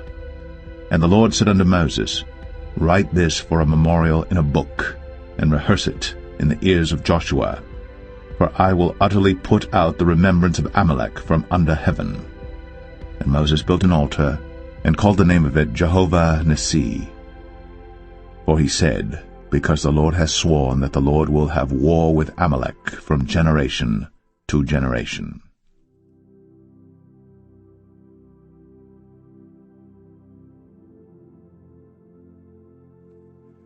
Exodus 18. When Jethro, the priest of Midian, Moses' father-in-law, heard of all that God had done for Moses, and for Israel his people, and that the Lord had brought Israel out of Egypt, then Jethro, Moses' father-in-law, took Zipporah, Moses' wife, after he'd sent her back, and her 2 sons, of which the name of the one was Gershom, for he said, I have been an alien in a strange land. And the name of the other was Eleazar, for the God of my father, said he, was mine help, and delivered me from the sword of Pharaoh. And Jethro, Moses' father-in-law, came with his sons and his wife unto Moses into the wilderness, where he encamped at the mount of God. And he said unto Moses, I thy father-in-law Jethro am come unto thee, and thy wife and her 2 sons with her. And Moses went out to meet his father-in-law, and did obeisance, and kissed him. And they asked each other of their welfare, and they came into the tent. And Moses told his father-in-law all that the Lord had done unto Pharaoh and to the Egyptians for Israel's sake, and all the travail that had come upon them by the way, and how the Lord delivered them. And Jethro rejoiced for all the goodness which the Lord had done to Israel, whom he had delivered out of the hand of the Egyptians. And Jethro said, Blessed be the Lord, who hath delivered you out of the hand of the Egyptians, and out of the hand of Pharaoh, who hath delivered the people from under the hand of the Egyptians. Now I know that the Lord is greater than all gods, for in the thing wherein they dealt proudly he was above them. And Jethro, Moses' father-in-law, took a burnt offering and sacrifices for God. And Aaron came, and all the elders of Israel, to eat bread with Moses' father-in-law before God. And it came to pass on the morrow that Moses sat to judge the people, and the people stood by Moses from the morning unto the evening. And when Moses' father-in-law saw all that he did to the people, he said, What is this thing that thou doest to the people? Why sittest thou thyself alone, and all the people stand by thee from morning unto even? And Moses said unto his father-in-law, Because the people come unto me to inquire of God. When they have a matter they come unto me, and I judge between one and another, and I do make them know the statutes of God and his laws. And Moses' father-in-law said unto him, The thing that thou doest is not good. Thou wilt surely wear away both thou and this people that is with thee. For this thing is too heavy for thee. Thou art not able to perform it thyself alone. Hearken now unto my voice. I will give thee counsel, and God shall be with thee. Be thou for the people too Godward, that thou mayest bring the causes unto God. And thou shalt teach them ordinances and laws, and shalt show them the way wherein they must walk, and the work that they must do.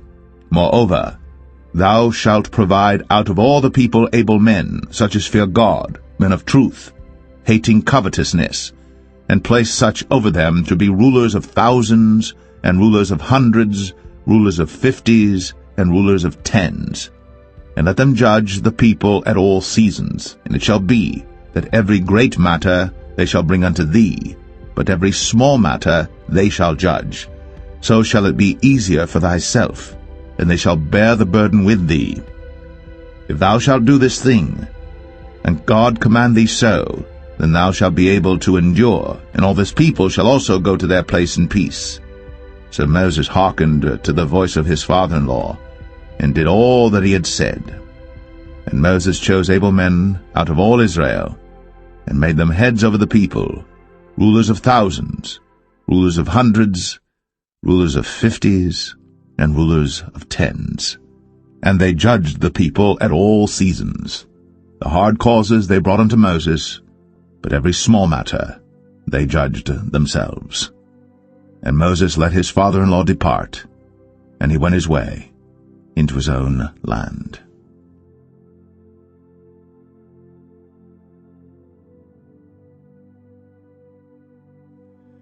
Exodus 19.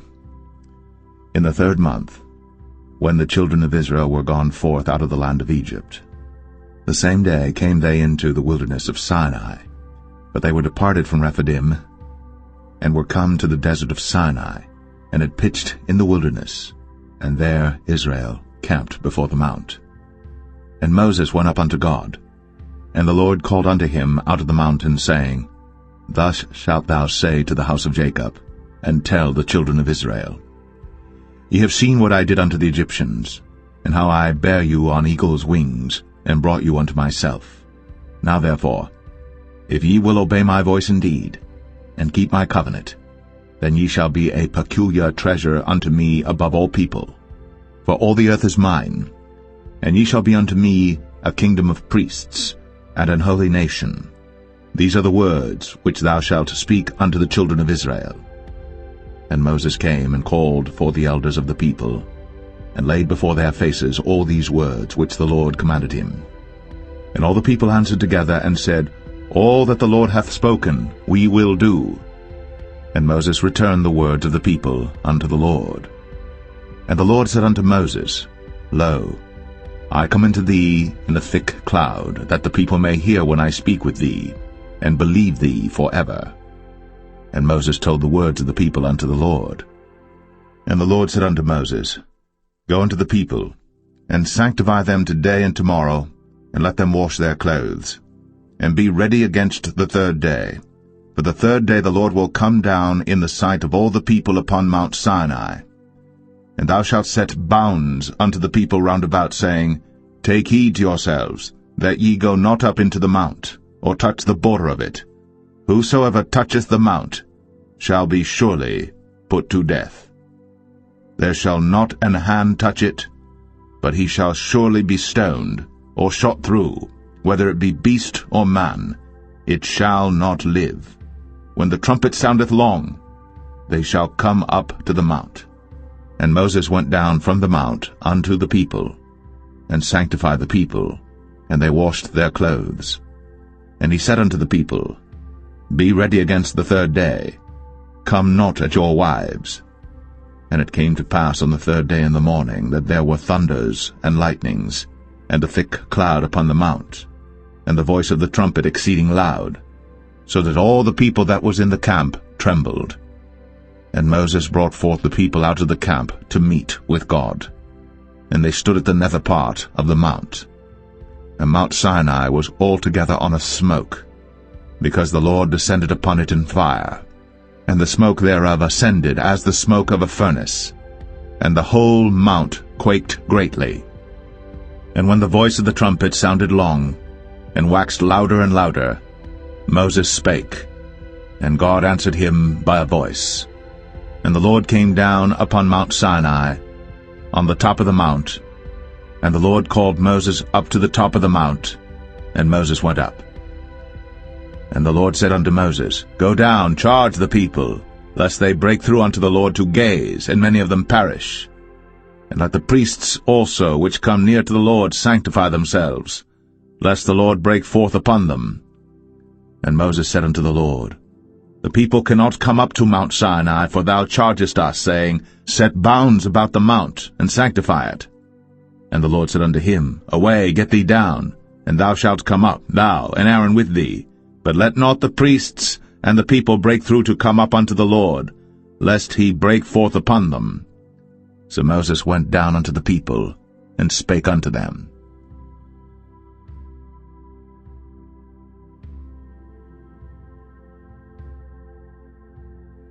Exodus 20. And God spake all these words, saying, I am the Lord thy God, which have brought thee out of the land of Egypt, out of the house of bondage. Thou shalt have no other gods before me.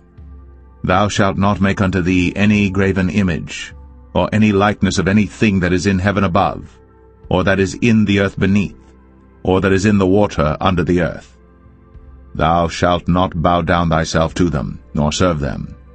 For I, the Lord thy God, am a jealous God, visiting the iniquity of the fathers upon the children unto the third and fourth generation of them that hate me, and showing mercy unto thousands of them that love me, and keep my commandments.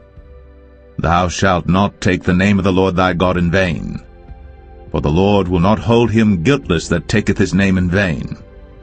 Remember the Sabbath day, to keep it holy. 6 days shalt thou labor, and do all thy work. But the seventh day is the Sabbath of the Lord thy God.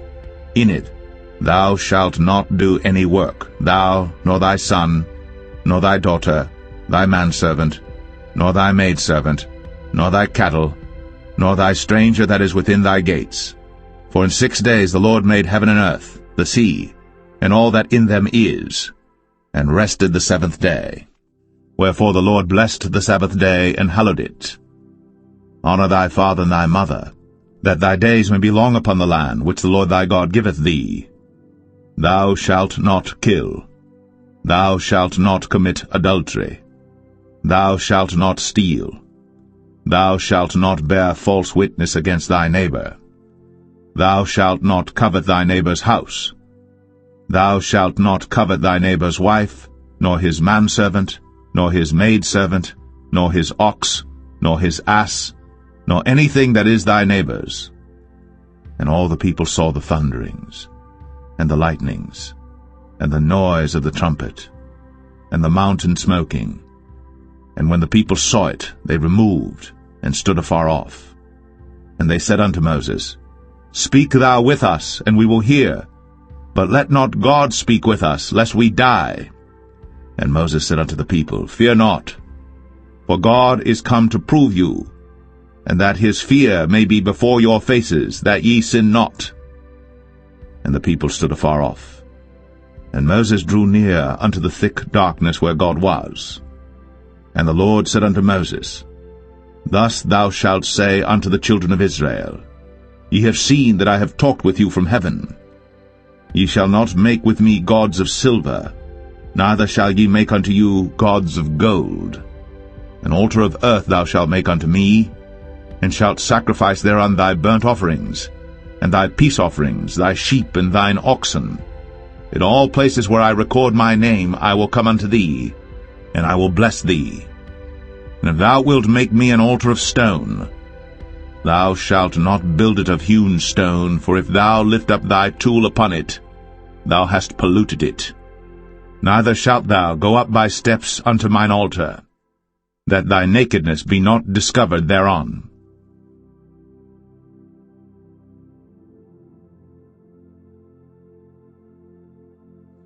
Exodus 21. Now these are the judgments which thou shalt set before them. If thou buy an Hebrew servant, 6 years he shall serve, and in the 7th he shall go out free for nothing. If he came in by himself, he shall go out by himself. If he were married, then his wife shall go out with him. If his master have given him a wife, and she have borne him sons or daughters, the wife and her children shall be her master's, and he shall go out by himself. And if the servant shall plainly say, I love my master, my wife, and my children, I will not go out free, then his master shall bring him unto the judges. He shall also bring him to the door, or unto the doorpost, and his master shall bore his ear through with an awl, and he shall serve him forever. And if a man sell his daughter to be a maidservant, she shall not go out as the men servants do. If she please not her master, who hath betrothed her to himself, then shall he let her be redeemed. To sell her unto a strange nation, he shall have no power, seeing he hath dealt deceitfully with her. And if he have betrothed her unto his son, he shall deal with her after the manner of daughters. If he take him another wife, her food, her raiment, and her duty of marriage, shall he not diminish? And if he do not these 3 unto her, then shall she go out free without money. He that smiteth a man so that he die shall be surely put to death. And if a man lie not in wait, but God deliver him into his hand, then I will appoint thee a place whither he shall flee. But if a man come presumptuously upon his neighbor, to slay him with guile, thou shalt take him from mine altar, that he may die. And he that smiteth his father or his mother shall be surely put to death. And he that stealeth a man and selleth him, or if he be found in his hand, he shall surely be put to death. And he that curseth his father or his mother shall surely be put to death. And if men strive together, and one smite another with a stone, or with his fist, and he die not, but keepeth his bed, if he rise again and walk abroad upon his staff, then shall he that smote him be quit, only he shall pay for the loss of his time, and shall cause him to be thoroughly healed. And if a man smite his servant or his maid with a rod, and he die under his hand, he shall be surely punished. Notwithstanding, if he continue a day or 2, he shall not be punished, for he is his money. If men strive and hurt a woman with child, so that her fruit depart from her, and yet no mischief follow, he shall be surely punished, according as the woman's husband will lay upon him, and he shall pay as the judges determine. And if any mischief follow, then thou shalt give life for life, eye for eye, tooth for tooth, hand for hand, foot for foot, burning for burning, wound for wound, stripe for stripe. And if a man smite the eye of his servant, or the eye of his maid, that it perish, he shall let him go free for his eye's sake. And if he smite out his manservant's tooth, or his maidservant's tooth, he shall let him go free for his tooth's sake. If an ox gore a man or a woman, that they die, then the ox shall be surely stoned, and his flesh shall not be eaten, but the owner of the ox shall be quit. But if the ox were wont to push with his horn in time past, and hath been testified to his owner, and he hath not kept him in, but that he hath killed a man or a woman, the ox shall be stoned, and his owner also shall be put to death.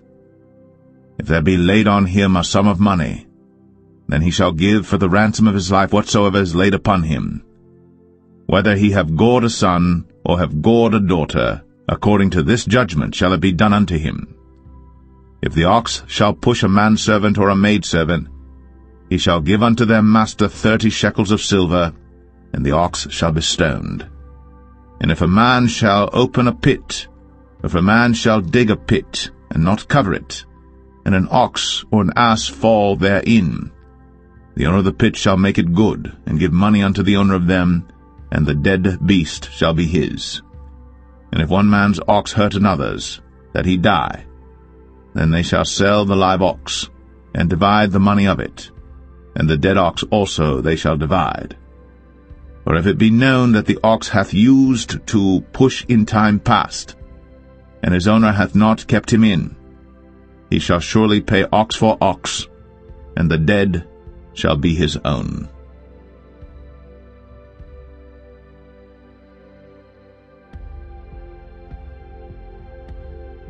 Exodus 22. If a man shall steal an ox or a sheep and kill it or sell it, he shall restore 5 oxen for an ox and 4 sheep for a sheep. If a thief be found breaking up, and be smitten that he die, there shall no blood be shed for him. If the sun be risen upon him, there shall be blood shed for him, for he should make full restitution. If he have nothing, then he shall be sold for his theft. If the theft be certainly found in his hand alive, whether it be ox or ass or sheep, he shall restore double. If a man shall cause a field or vineyard to be eaten, and shall put in his beast, and shall feed in another man's field, of the best of his own field and of the best of his own vineyard shall he make restitution. If fire break out and catch in thorns, so that stacks of corn or the standing corn of the field be consumed therewith, he that kindled the fire shall surely make restitution. If a man shall deliver unto his neighbor money or stuff to keep, and it be stolen out of the man's house, if the thief be found, let him pay double. If the thief be not found, then the master of the house shall be brought unto the judges to see whether he have put his hand unto his neighbor's goods. For all manner of trespass, whether it be for ox, for ass, for sheep, for raiment, or for any manner of lost thing, which another challengeth to be his, the cause of both parties shall come before the judges, and whom the judges shall condemn, he shall pay double unto his neighbor. If a man deliver unto his neighbor an ass, or an ox, or a sheep, or any beast to keep, and it die, or be hurt, or driven away, no man seeing it, then shall an oath of the Lord be between them both, that he hath not put his hand unto his neighbor's goods, and the owner of it shall accept thereof, and he shall not make it good. And if it be stolen from him, he shall make restitution unto the owner thereof. If it be torn in pieces, then let him bring it for witness, and he shall not make good that which was torn. And if a man borrow aught of his neighbor, and it be hurt or die, the owner thereof being not with it, he shall surely make it good. But if the owner thereof be with it, he shall not make it good. If it be an hired thing, it came for his hire. And if a man entice a maid that is not betrothed, and lie with her, he shall surely endow her to be his wife. If her father utterly refuse to give her unto him, he shall pay money according to the dowry of virgins. Thou shalt not suffer a witch to live. Whosoever lieth with a beast shall surely be put to death. He that sacrificeth unto any god, save unto the Lord only, he shall be utterly destroyed. Thou shalt neither vex a stranger nor oppress him, for ye were strangers in the land of Egypt. Ye shall not afflict any widow or fatherless child. If thou afflict them in any wise, and they cry at all unto me, I will surely hear their cry, and my wrath shall wax hot, and I will kill you with the sword, and your wives shall be widows, and your children fatherless.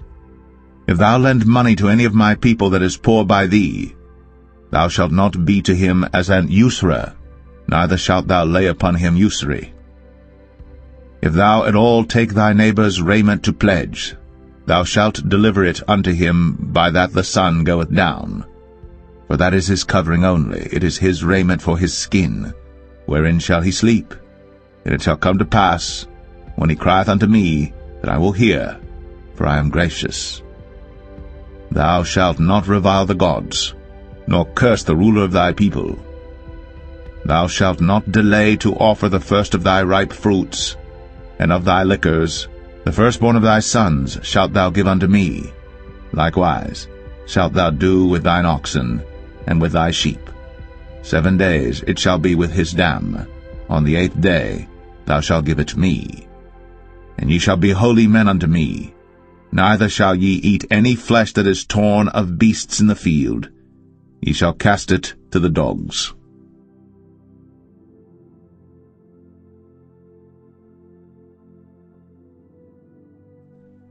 Exodus 23. Thou shalt not raise a false report. Put not thine hand with the wicked to be an unrighteous witness.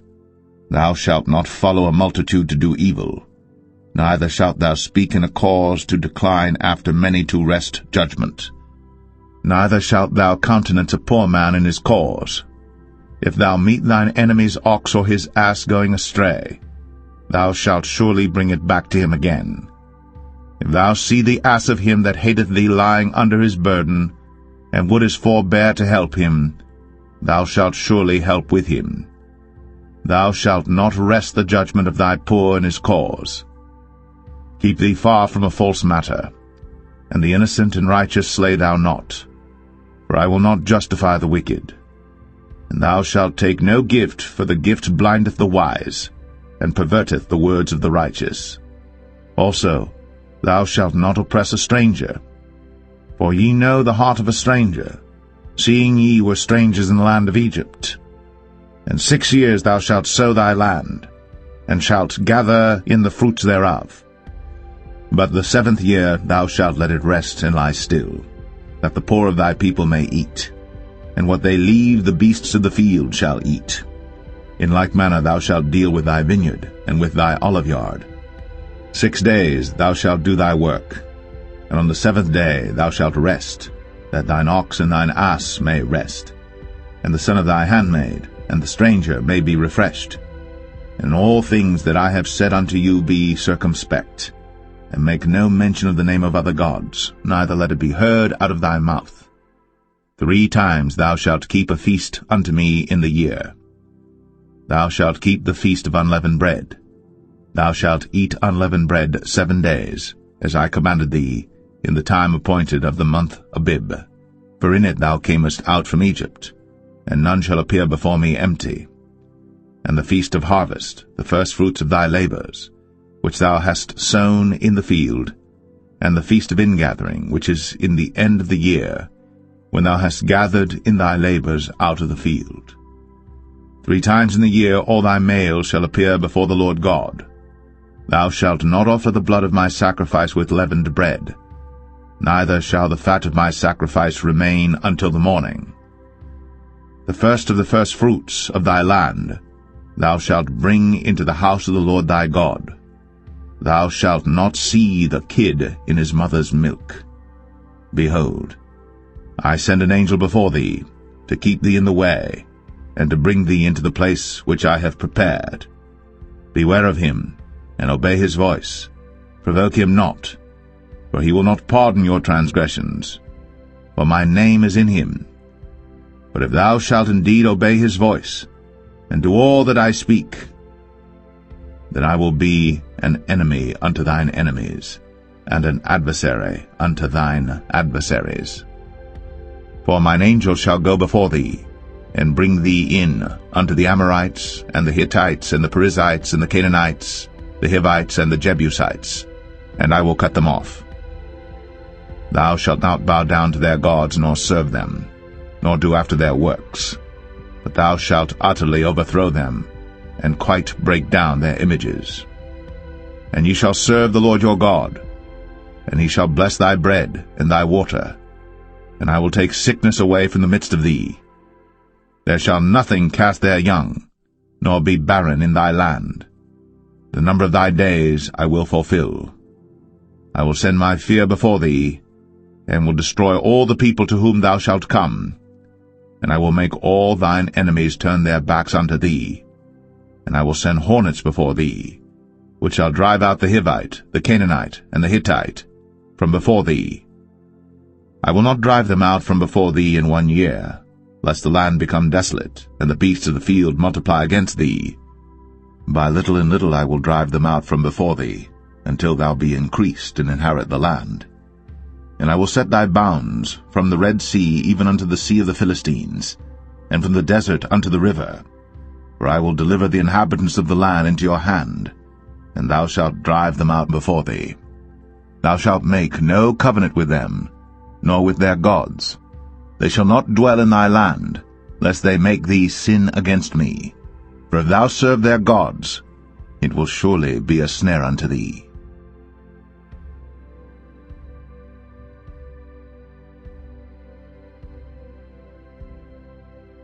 Exodus 24. And he said unto Moses, Come up unto the Lord, thou, and Aaron, Nadab, and Abihu, and 70 of the elders of Israel, and worship ye afar off.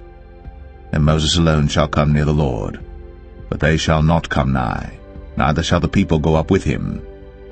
And Moses came, and told the people all the words of the Lord, and all the judgments, and all the people answered with one voice, and said, All the words which the Lord hath said will we do.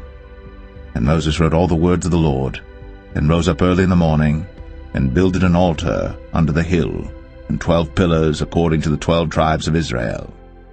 And he sent young men of the children of Israel, which offered burnt offerings, and sacrificed peace offerings of oxen unto the Lord. And Moses took half of the blood, and put it in basins, and half of the blood he sprinkled on the altar. And he took the book of the covenant, and read in the audience of the people, and they said, All that the Lord hath said will we do, and be obedient. And Moses took the blood, and sprinkled it on the people, and said, Behold, the blood of the covenant which the Lord hath made with you concerning all these words. Then went up Moses, and Aaron, Nadab, and Abihu, and 70 of the elders of Israel. And they saw the God of Israel. And there was under his feet, as it were, a paved work of a sapphire stone, and as it were the body of heaven in his clearness. And upon the nobles of the children of Israel he laid not his hand. Also they saw God, and did eat and drink. And the Lord said unto Moses, Come up to me into the mount, and be there. And I will give thee tables of stone, and a law and commandments which I have written, that thou mayest teach them. And Moses rose up, and his minister Joshua, and Moses went up into the mount of God.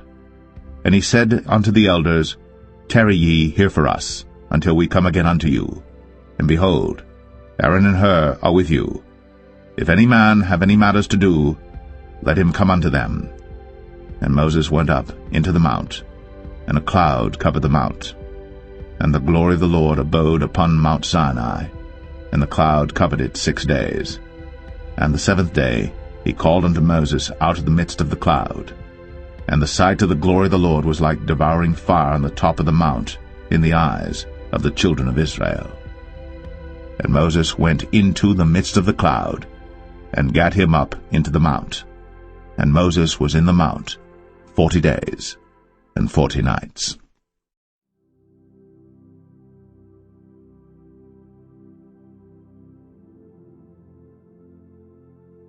Exodus 25. And the Lord spake unto Moses, saying, Speak unto the children of Israel, that they bring me an offering of every man that giveth it willingly with his heart. Ye shall take my offering. And this is the offering which ye shall take of them, gold, and silver, and brass, and blue, and purple, and scarlet, and fine linen, and goat's hair, and rams' skins dyed red, and badgers' skins, and shittim wood, oil for the light, spices for anointing oil, and for sweet incense, onyx stones, and stones to be set in the ephod, and in the breastplate.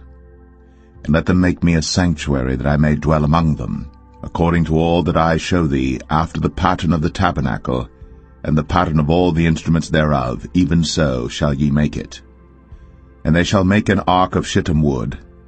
2 cubits and a half shall be the length thereof, and 1 cubit and a half the breadth thereof, and 1 cubit and a half the height thereof.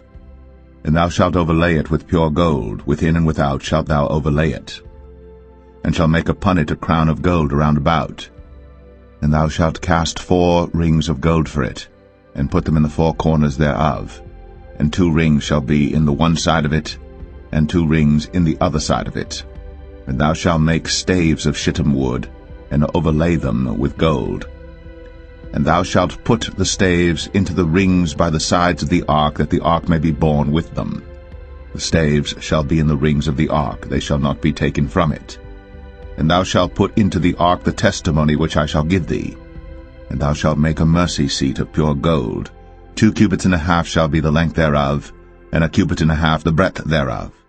And thou shalt make 2 cherubims of gold. Of beaten work shalt thou make them, in the 2 ends of the mercy seat. And make 1 cherub on the one end, and the other cherub on the other end. Even of the mercy seat shall ye make the cherubims on the 2 ends thereof. And the cherubims shall stretch forth their wings on high, covering the mercy seat with their wings, and their faces shall look one to another. Toward the mercy seat shall the faces of the cherubims be.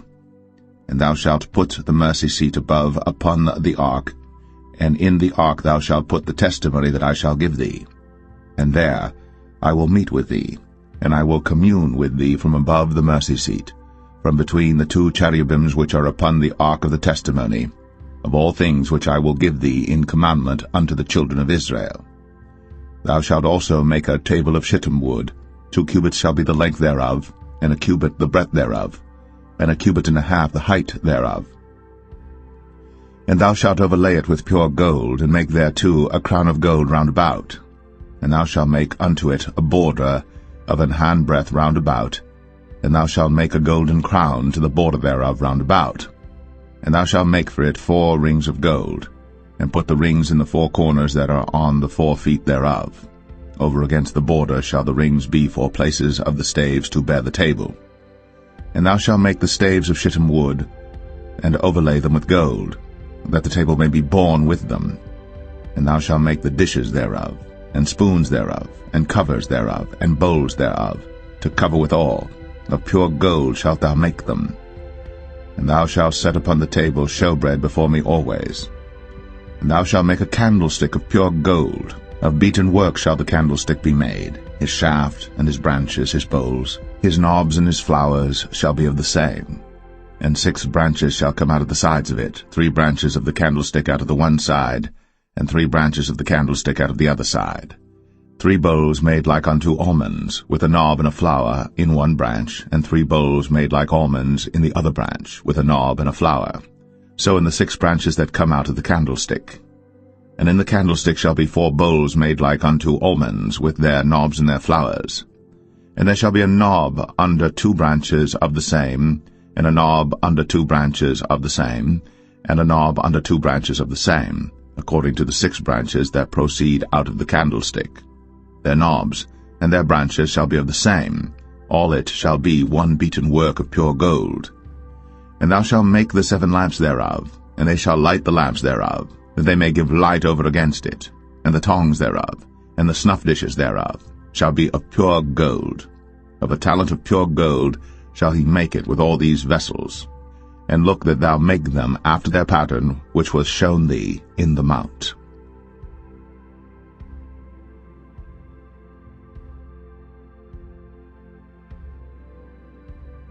Exodus 26. Moreover, thou shalt make the tabernacle with 10 curtains of fine twined linen, and blue, and purple, and scarlet. With cherubims of cunning work shalt thou make them. The length of 1 curtain shall be 28 cubits, and the breadth of 1 curtain 4 cubits, and every one of the curtains shall have 1 measure. The 5 curtains shall be coupled together one to another, and other 5 curtains shall be coupled one to another. And thou shalt make loops of blue upon the edge of the 1 curtain, from the selvage in the coupling, and likewise shalt thou make in the uttermost edge of another curtain, in the coupling of the 2nd. 50 loops shalt thou make in the 1 curtain, and 50 loops shalt thou make in the edge of the curtain that is in the coupling of the 2nd, that the loops may take hold one of another. And thou shalt make 50 taches of gold, and couple the curtains together with the taches, and it shall be 1 tabernacle. And thou shalt make curtains of goat's hair to be a covering upon the tabernacle. 11 curtains shalt thou make. The length of 1 curtain shall be 30 cubits, and the breadth of 1 curtain 4 cubits, and the 11 curtains shall be all of 1 measure. And thou shalt couple 5 curtains by themselves, and 6 curtains by themselves, and shalt double the 6 curtain in the forefront of the tabernacle. And thou shalt make 50 loops on the edge of the one curtain that is outmost in the coupling, and 50 loops in the edge of the curtain which coupleth the second. And thou shalt make 50 taches of brass, and put the taches into the loops, and couple the tent together, that it may be one. And the remnant that remaineth of the curtains of the tent, the half curtain that remaineth, shall hang over the backside of the tabernacle, and a cubit on the one side, and a cubit on the other side of that which remaineth in the length of the curtains of the tent. It shall hang over the sides of the tabernacle on this side, and on that side to cover it. And thou shalt make a covering for the tent of ram skins dyed red, and a covering above of badgers' skins. And thou shalt make boards for the tabernacle of shittim wood standing up. 10 cubits shall be the length of a board, and a cubit and a half shall be the breadth of one board. 2 tenons shall there be in one board, set in order, one against another. Thus shalt thou make for all the boards of the tabernacle. And thou shalt make the boards for the tabernacle 20 boards on the south side southward. And thou shalt make 40 sockets of silver under the 20 boards, 2 sockets under one board for his 2 tenons, and 2 sockets under another board for his 2 tenons. And for the second side of the tabernacle on the north side there shall be 20 boards, and there 40 sockets of silver, 2 sockets under one board, and 2 sockets under another board. And for the sides of the tabernacle westward thou shalt make 6 boards, and 2 boards shalt thou make for the corners of the tabernacle in the 2 sides. And they shall be coupled together beneath, and they shall be coupled together above the head of it unto one ring. Thus shall it be for them both. They shall be for the 2 corners. And they shall be 8 boards, and their sockets of silver 16 sockets, 2 sockets under one board, and 2 sockets under another board. And thou shalt make bars of shittim wood, 5 for the boards of the one side of the tabernacle, and 5 bars for the boards of the other side of the tabernacle, and 5 bars for the boards of the side of the tabernacle for the 2 sides westward. And the middle bar in the midst of the boards shall reach from end to end. And thou shalt overlay the boards with gold, and make their rings of gold, for places for the bars, and thou shalt overlay the bars with gold. And thou shalt rear up the tabernacle according to the fashion thereof which was shown thee in the mount. And thou shalt make a veil of blue and purple and scarlet and fine twined linen of cunning work. With cherubims shall it be made. And thou shalt hang it upon 4 pillars of shittim wood overlaid with gold. Their hooks shall be of gold, upon the 4 sockets of silver. And thou shalt hang up the veil under the taches, that thou mayest bring in thither within the veil the ark of the testimony. And the veil shall divide unto you between the holy place and the most holy. And thou shalt put the mercy seat upon the ark of the testimony in the most holy place. And thou shalt set the table without the veil, and the candlestick over against the table on the side of the tabernacle toward the south. And thou shalt put the table on the north side. And thou shalt make an hanging for the door of the tent of blue and purple and scarlet, and fine twined linen wrought with needlework. And thou shalt make for the hanging 5 pillars of shittim wood, and overlay them with gold, and their hooks shall be of gold, and thou shalt cast 5 sockets of brass for them.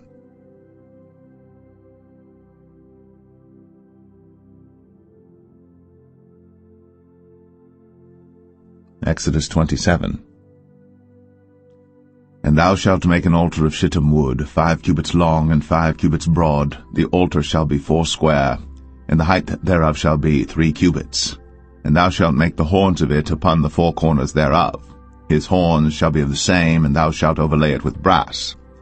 And thou shalt make his pans to receive his ashes, and his shovels, and his basins, and his flesh hooks, and his fire pans. All the vessels thereof thou shalt make of brass.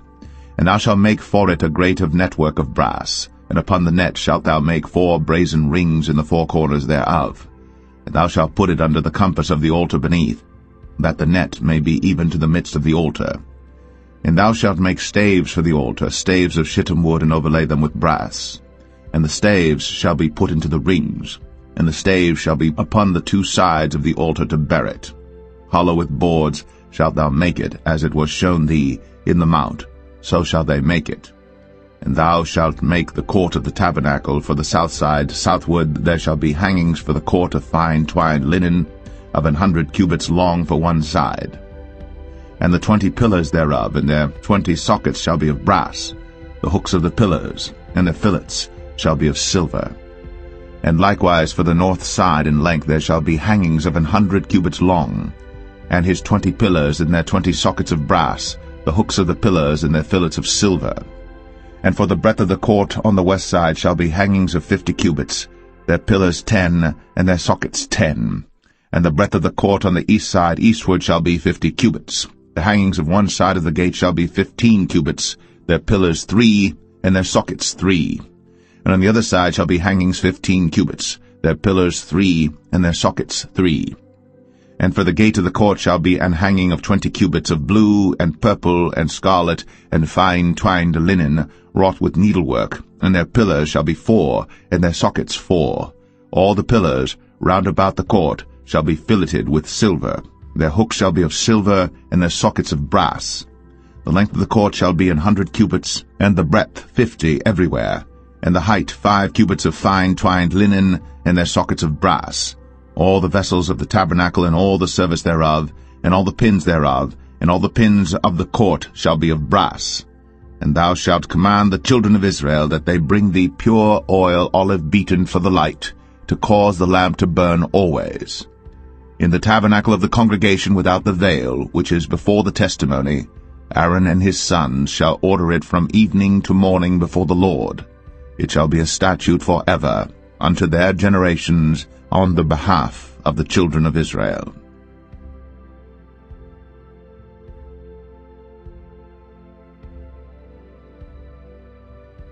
Exodus 28.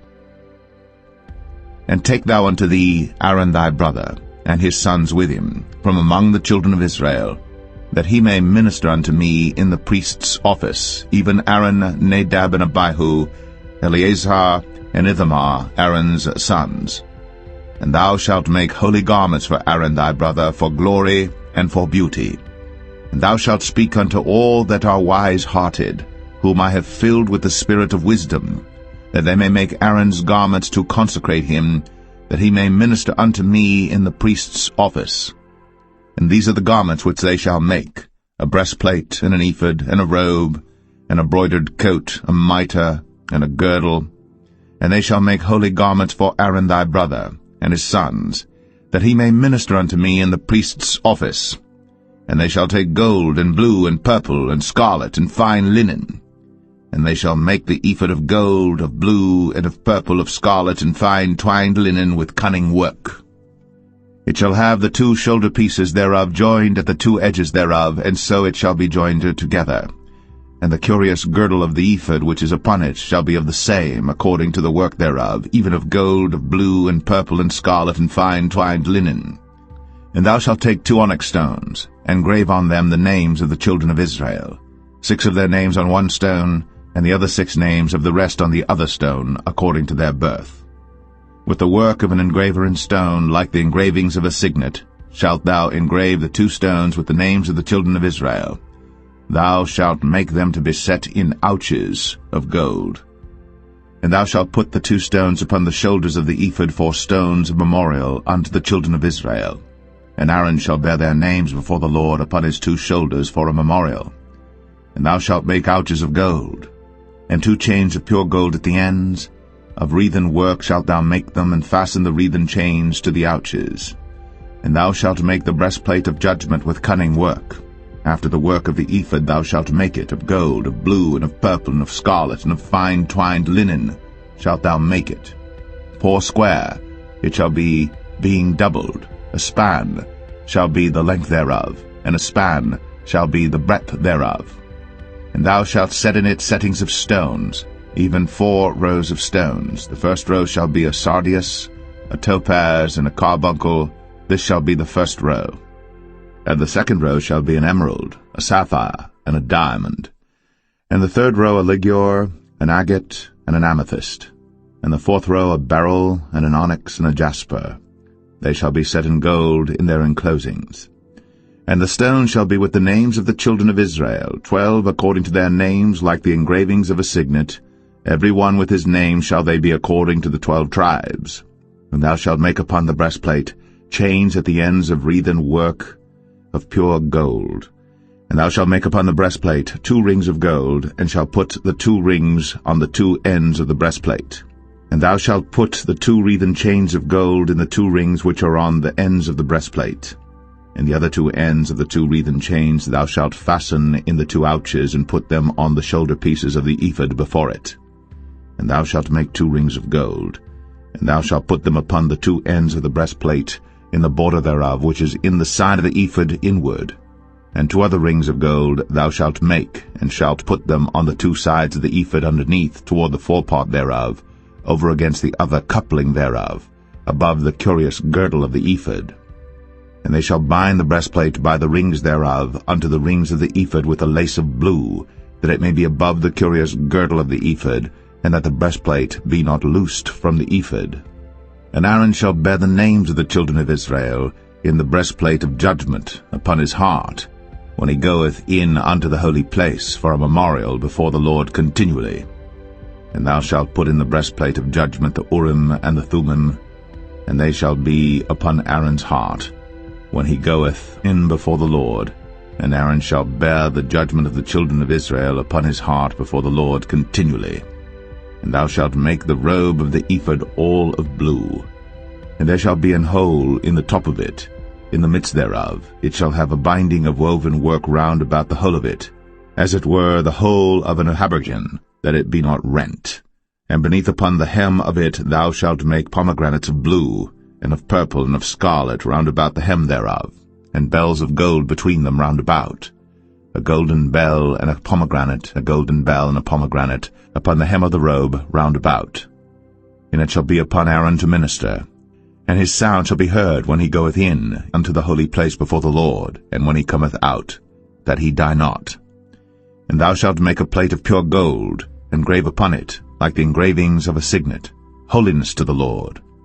And thou shalt put it on a blue lace, that it may be upon the mitre, upon the forefront of the mitre it shall be. And it shall be upon Aaron's forehead, that Aaron may bear the iniquity of the holy things, which the children of Israel shall hallow in all their holy gifts. And it shall be always upon his forehead, that they may be accepted before the Lord. And thou shalt embroider the coat of fine linen, and thou shalt make the mitre of fine linen, and thou shalt make the girdle of needlework.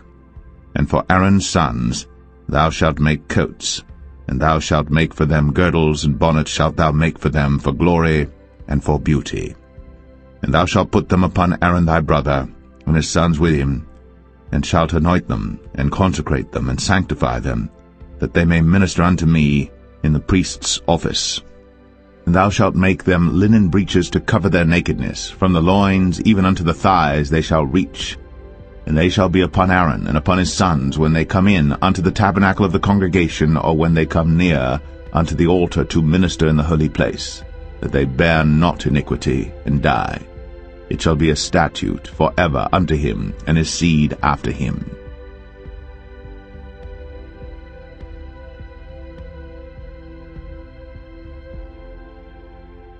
Exodus 29.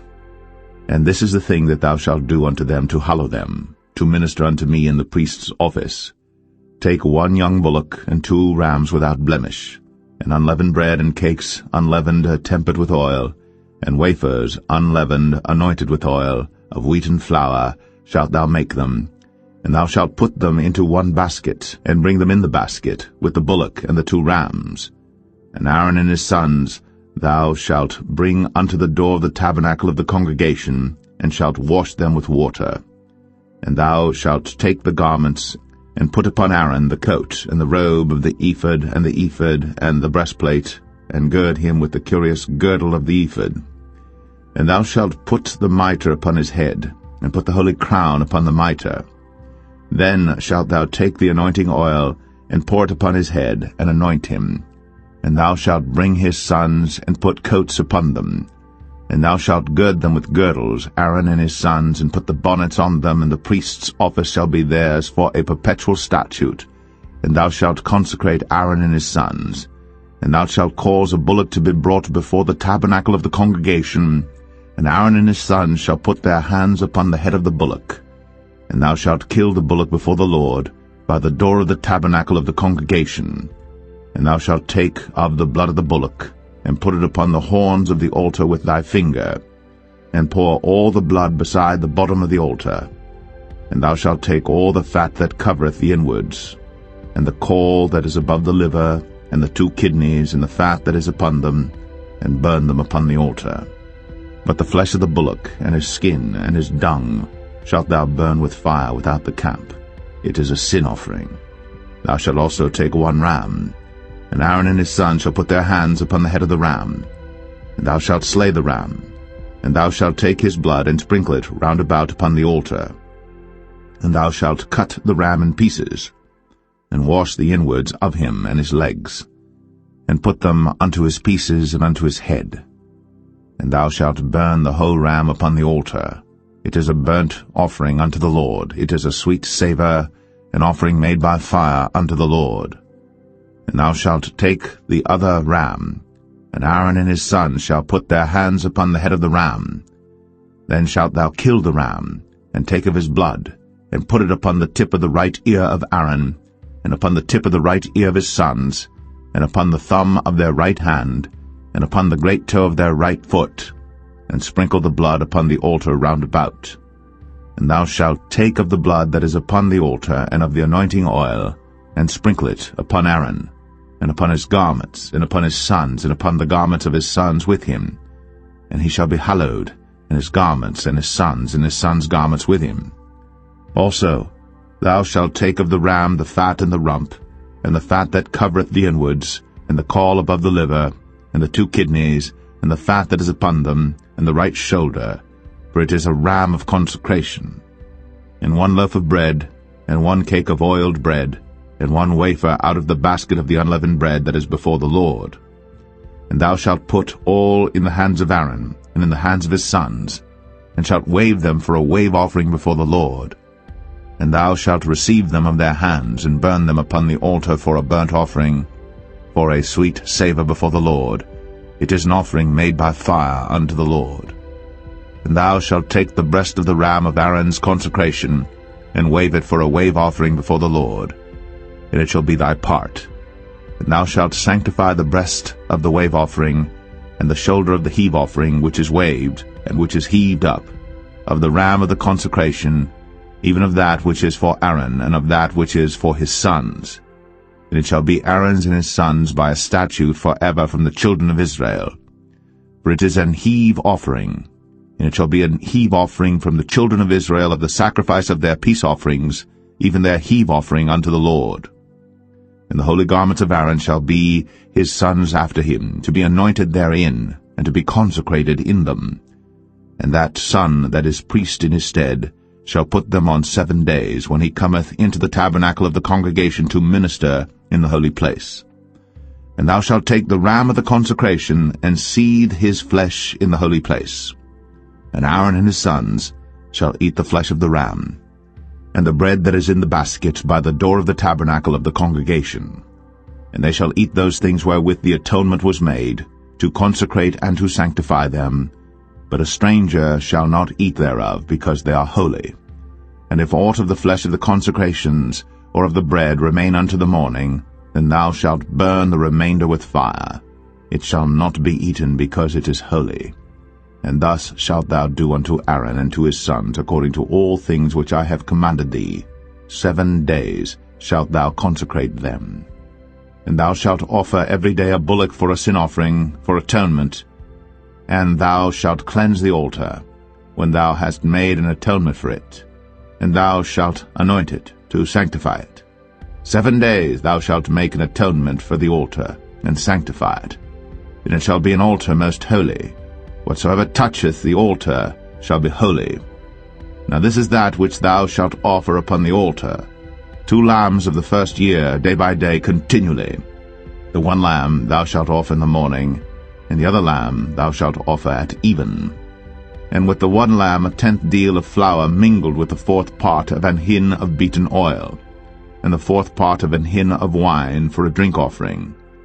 And the other lamb thou shalt offer at even, and shalt do thereto according to the meat offering of the morning, and according to the drink offering thereof, for a sweet savour, an offering made by fire unto the Lord. This shall be a continual burnt offering throughout your generations at the door of the tabernacle of the congregation before the Lord, where I will meet you, to speak there unto thee. And there I will meet with the children of Israel, and the tabernacle shall be sanctified by my glory. And I will sanctify the tabernacle of the congregation and the altar. I will sanctify also both Aaron and his sons to minister to me in the priest's office. And I will dwell among the children of Israel, and will be their God. And they shall know that I am the Lord their God, that brought them forth out of the land of Egypt, that I may dwell among them. I am the Lord their God. Exodus 30. And thou shalt make an altar to burn incense upon. Of shittim wood shalt thou make it. A cubit shall be the length thereof, and a cubit the breadth thereof. 4 square shall it be. And 2 cubits shall be the height thereof. The horns thereof shall be of the same. And thou shalt overlay it with pure gold, the top thereof and the sides thereof round about, and the horns thereof. And thou shalt make unto it a crown of gold round about. And 2 golden rings shalt thou make to it under the crown of it. By the 2 corners thereof upon the 2 sides of it shalt thou make it. And they shall be for places for the staves to bear it withal. And thou shalt make the staves of shittim wood, and overlay them with gold. And thou shalt put it before the veil that is by the ark of the testimony, before the mercy seat that is over the testimony, where I will meet with thee. And Aaron shall burn thereon sweet incense every morning. When he dresseth the lamps, he shall burn incense upon it. And when Aaron lighteth the lamps at even, he shall burn incense upon it, a perpetual incense before the Lord throughout your generations. Ye shall offer no strange incense thereon, nor burnt sacrifice, nor meat offering, neither shall ye pour drink offering thereon. And Aaron shall make an atonement upon the horns of it once in a year with the blood of the sin offering of atonements. Once in the year shall he make atonement upon it throughout your generations. It is most holy unto the Lord. And the Lord spake unto Moses, saying, When thou takest the sum of the children of Israel after their number, then shall they give every man a ransom for his soul unto the Lord, when thou numberest them, that there be no plague among them, when thou numberest them. This they shall give every one that passeth among them that are numbered, 1/2 shekel after the shekel of the sanctuary.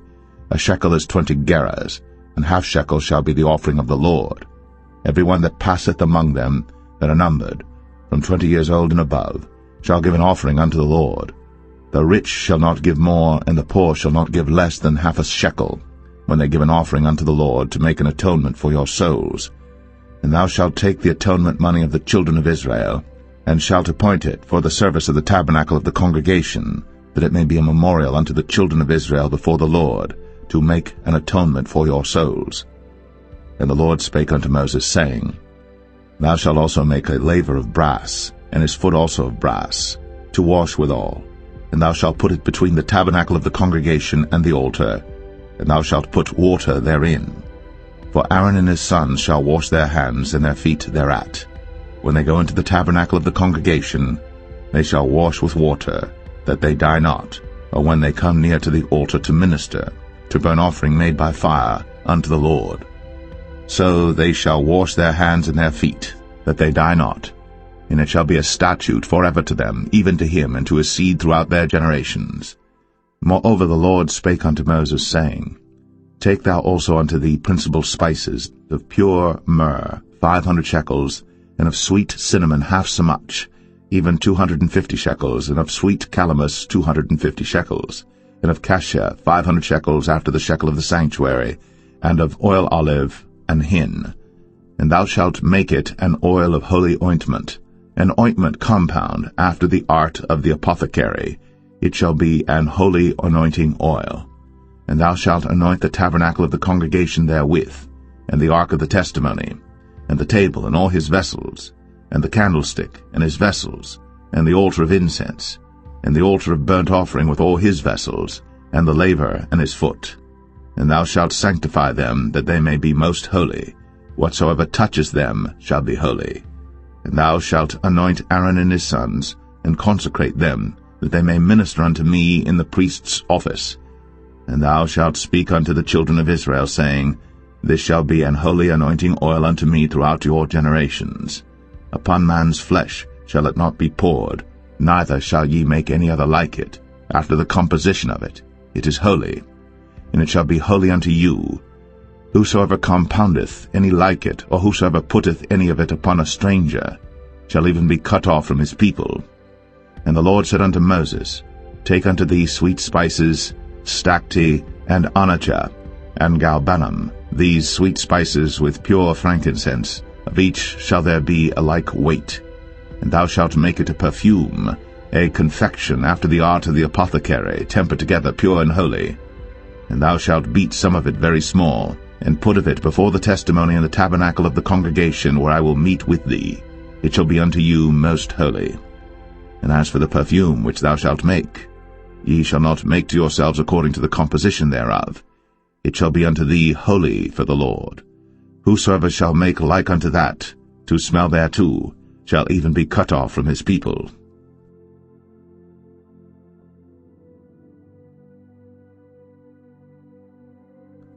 Exodus 31. And the Lord spake unto Moses, saying, See, I have called by name Bezalel the son of Uri, the son of Hur, of the tribe of Judah, and I have filled him with the Spirit of God, in wisdom, and in understanding, and in knowledge, and in all manner of workmanship, to devise cunning works, to work in gold, and in silver, and in brass, and in cutting of stones, to set them, and in carving of timber, to work in all manner of workmanship. And I, behold, I have given with him Aholiab, the son of Ahisamach, of the tribe of Dan. And in the hearts of all that are wise-hearted I have put wisdom, that they may make all that I have commanded thee: the tabernacle of the congregation, and the ark of the testimony, and the mercy seat that is thereupon, and all the furniture of the tabernacle, and the table, and his furniture, and the pure candlestick with all his furniture, and the altar of incense, and the altar of burnt offering with all his furniture, and the laver and his foot, and the cloths of service, and the holy garments for Aaron the priest, and the garments of his sons to minister in the priest's office, and the anointing oil, and sweet incense for the holy place, according to all that I have commanded thee shall they do. And the Lord spake unto Moses, saying, Speak thou also unto the children of Israel, saying, Verily, my Sabbaths ye shall keep, for it is a sign between me and you throughout your generations, that ye may know that I am the Lord that doth sanctify you. Ye shall keep the Sabbath therefore, for it is holy unto you. Every one that defileth it shall surely be put to death. For whosoever doeth any work therein, that soul shall be cut off from among his people. 6 days may work be done, but in the 7th is the Sabbath of rest, holy to the Lord. Whosoever doeth any work in the Sabbath day, he shall surely be put to death.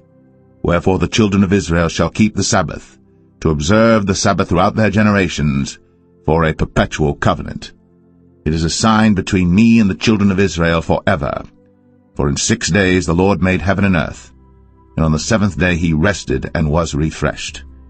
And he gave unto Moses, when he had made an end of communing with him upon Mount Sinai, 2 tables of testimony, tables of stone, written with the finger of God.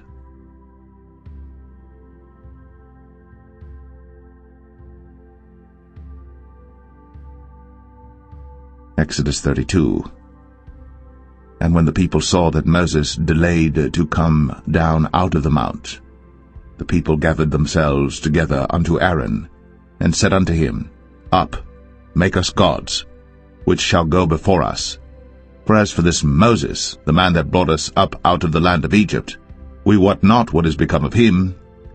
And Aaron said unto them, Break off the golden earrings which are in the ears of your wives, of your sons, and of your daughters, and bring them unto me.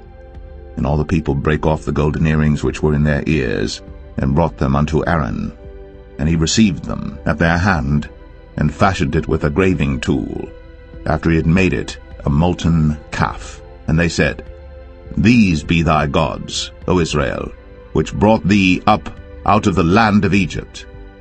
And when Aaron saw it, he built an altar before it. And Aaron made proclamation and said, "Tomorrow is a feast to the Lord."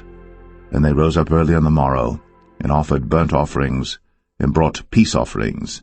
And the people sat down to eat and to drink, and rose up to play. And the Lord said unto Moses, "Go, get thee down, for thy people, which thou broughtest out of the land of Egypt, have corrupted themselves. They have turned aside quickly out of the way which I commanded them. They have made them a molten calf, and have worshipped it, and have sacrificed thereunto, and said, These be thy gods, O Israel, which have brought thee up out of the land of Egypt." And the Lord said unto Moses, "I have seen this people, and behold, it is a stiff-necked people.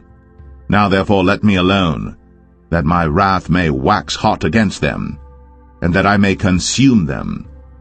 And I will make of thee a great nation."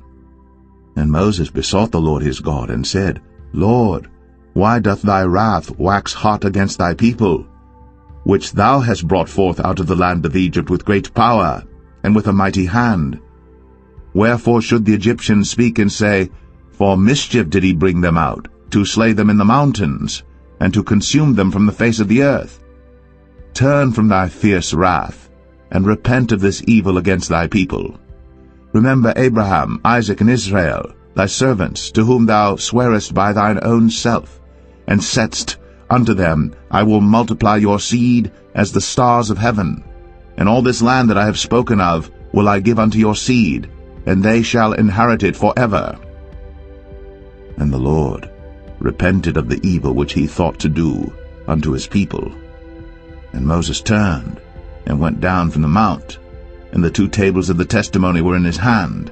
The tables were written on both their sides. On the one side and on the other were they written.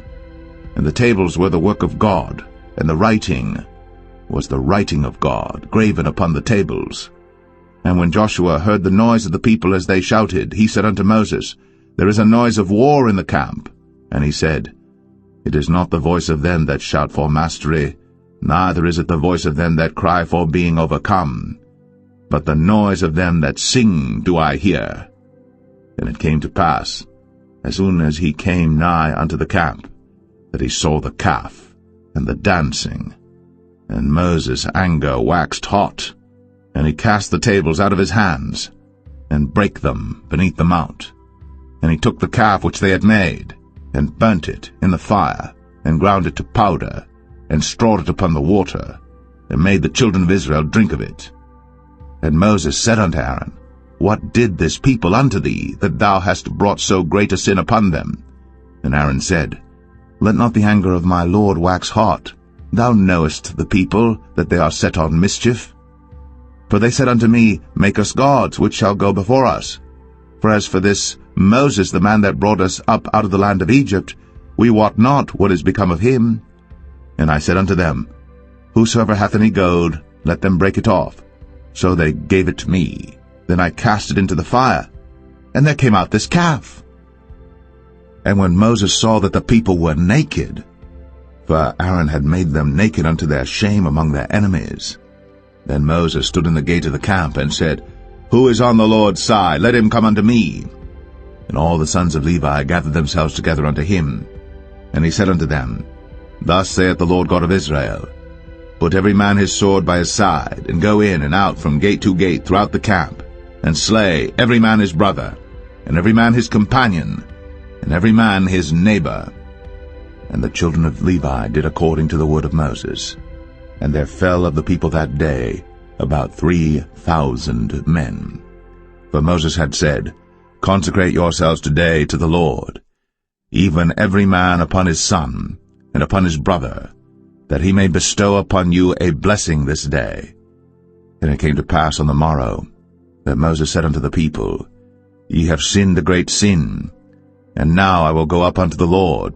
Peradventure I shall make an atonement for your sin. And Moses returned unto the Lord, and said, O this people have sinned a great sin, and have made them gods of gold. Yet now, if thou wilt forgive their sin, and if not, blot me, I pray thee, out of thy book, which thou hast written. And the Lord said unto Moses, Whosoever hath sinned against me, him will I blot out of my book. Therefore now go, lead the people unto the place of which I have spoken unto thee. Behold, mine angel shall go before thee. Nevertheless, in the day when I visit, I will visit their sin upon them. And the Lord plagued the people, because they made the calf which Aaron made.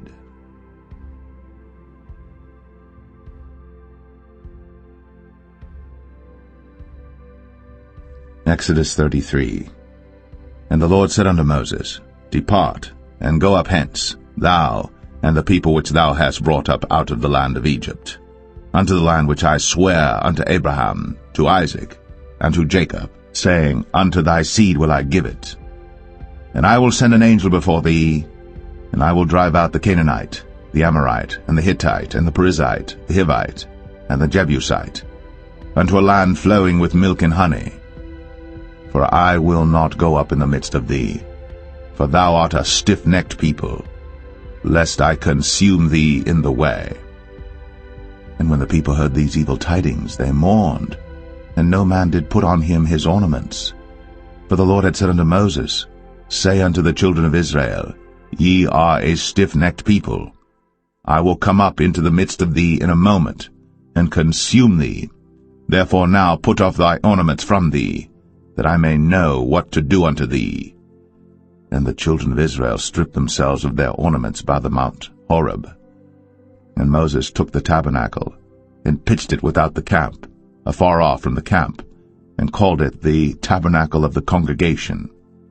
And it came to pass that every one which sought the Lord went out unto the tabernacle of the congregation, which was without the camp. And it came to pass, when Moses went out unto the tabernacle, that all the people rose up, and stood every man at his tent door, and looked after Moses, until he was gone into the tabernacle. And it came to pass, as Moses entered into the tabernacle, the cloudy pillar descended, and stood at the door of the tabernacle, and the Lord talked with Moses. And all the people saw the cloudy pillar stand at the tabernacle door. And all the people rose up and worshipped, every man in his tent door. And the Lord spake unto Moses face to face, as a man speaketh unto his friend. And he turned again into the camp. But his servant Joshua the son of Nun, a young man, departed not out of the tabernacle.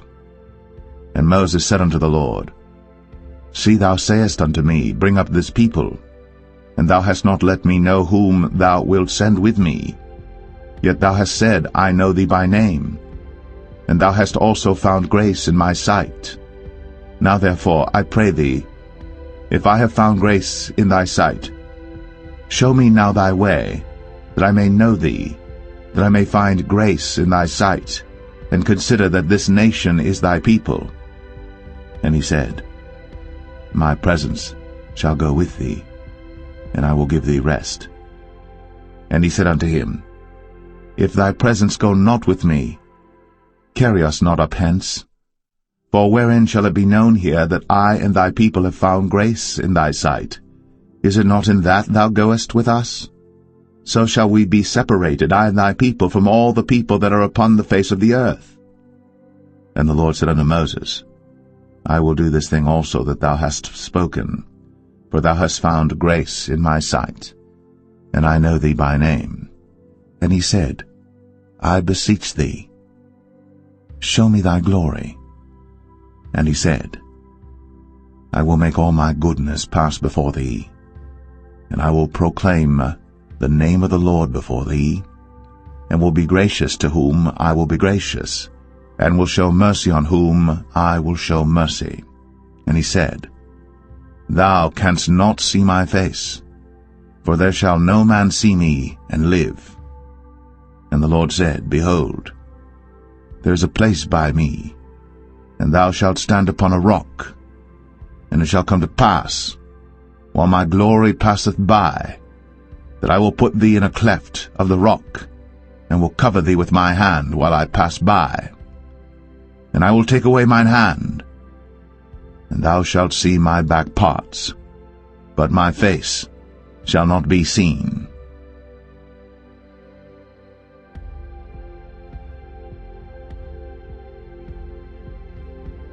Exodus 34. And the Lord said unto Moses, Hew thee 2 tables of stone like unto the first. And I will write upon these tables the words that were in the first tables which thou breakest.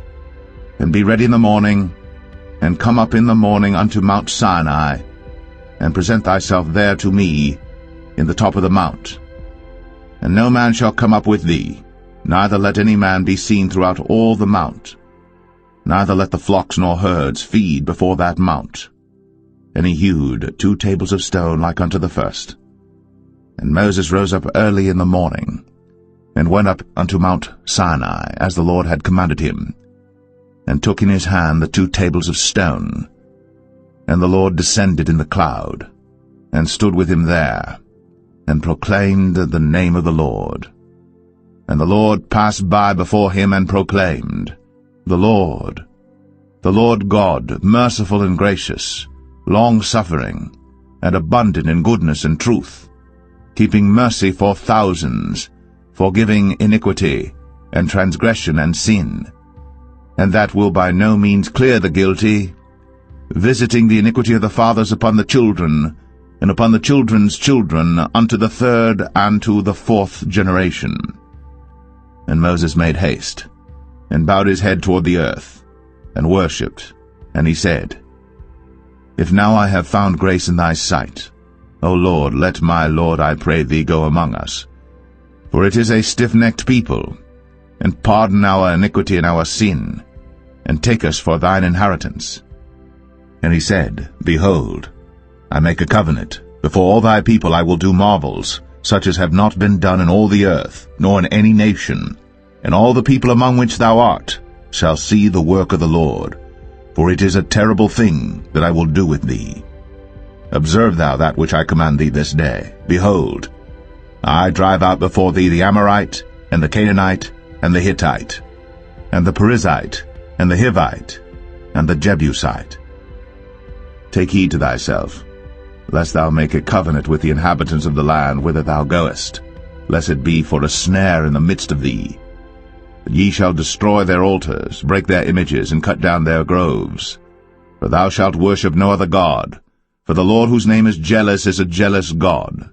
Lest thou make a covenant with the inhabitants of the land, and they go a-whoring after their gods, and do sacrifice unto their gods, and one call thee, and thou eat of his sacrifice, and thou take of their daughters unto thy sons, and their daughters go a-whoring after their gods, and make thy sons go a-whoring after their gods.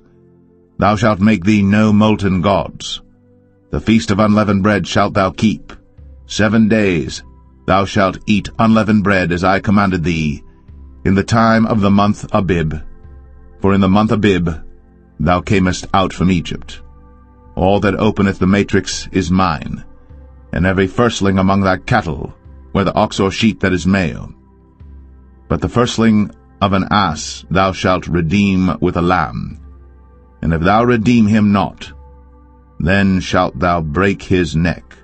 All the firstborn of thy sons thou shalt redeem, and none shall appear before me empty. 6 days thou shalt work, but on the 7th day thou shalt rest. In earing time and in harvest thou shalt rest. And thou shalt observe the feast of weeks, of the firstfruits of wheat harvest, and the feast of ingathering at the year's end. Thrice in the year shall all your men-children appear before the Lord God, the God of Israel. For I will cast out the nations before thee, and enlarge thy borders. Neither shall any man desire thy land, when thou shalt go up to appear before the Lord thy God thrice in the year. Thou shalt not offer the blood of my sacrifice with leaven, neither shall the sacrifice of the feast of the Passover be left unto the morning. The first of the firstfruits of thy land thou shalt bring unto the house of the Lord thy God. Thou shalt not see the kid in his mother's milk. And the Lord said unto Moses, Write thou these words, for after the tenor of these words I have made a covenant with thee and with Israel. And he was there with the Lord 40 days and 40 nights. He did neither eat bread nor drink water. And he wrote upon the tables the words of the covenant, the 10 commandments. And it came to pass, when Moses came down from Mount Sinai, with the 2 tables of testimony in Moses' hand, when he came down from the mount, that Moses wist not that the skin of his face shone, while he talked with them. And when Aaron and all the children of Israel saw Moses, behold, the skin of his face shone, and they were afraid to come nigh him. And Moses called unto them, and Aaron and all the rulers of the congregation returned unto him.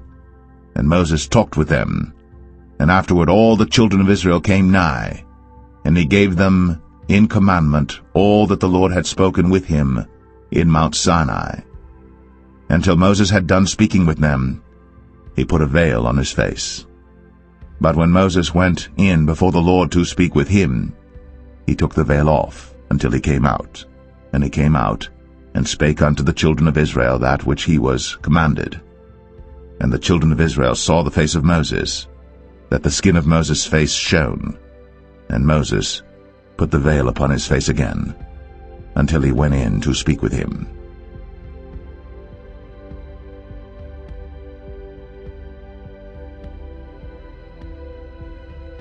Exodus 35. And Moses gathered all the congregation of the children of Israel together, and said unto them, These are the words which the Lord hath commanded, that ye should do them.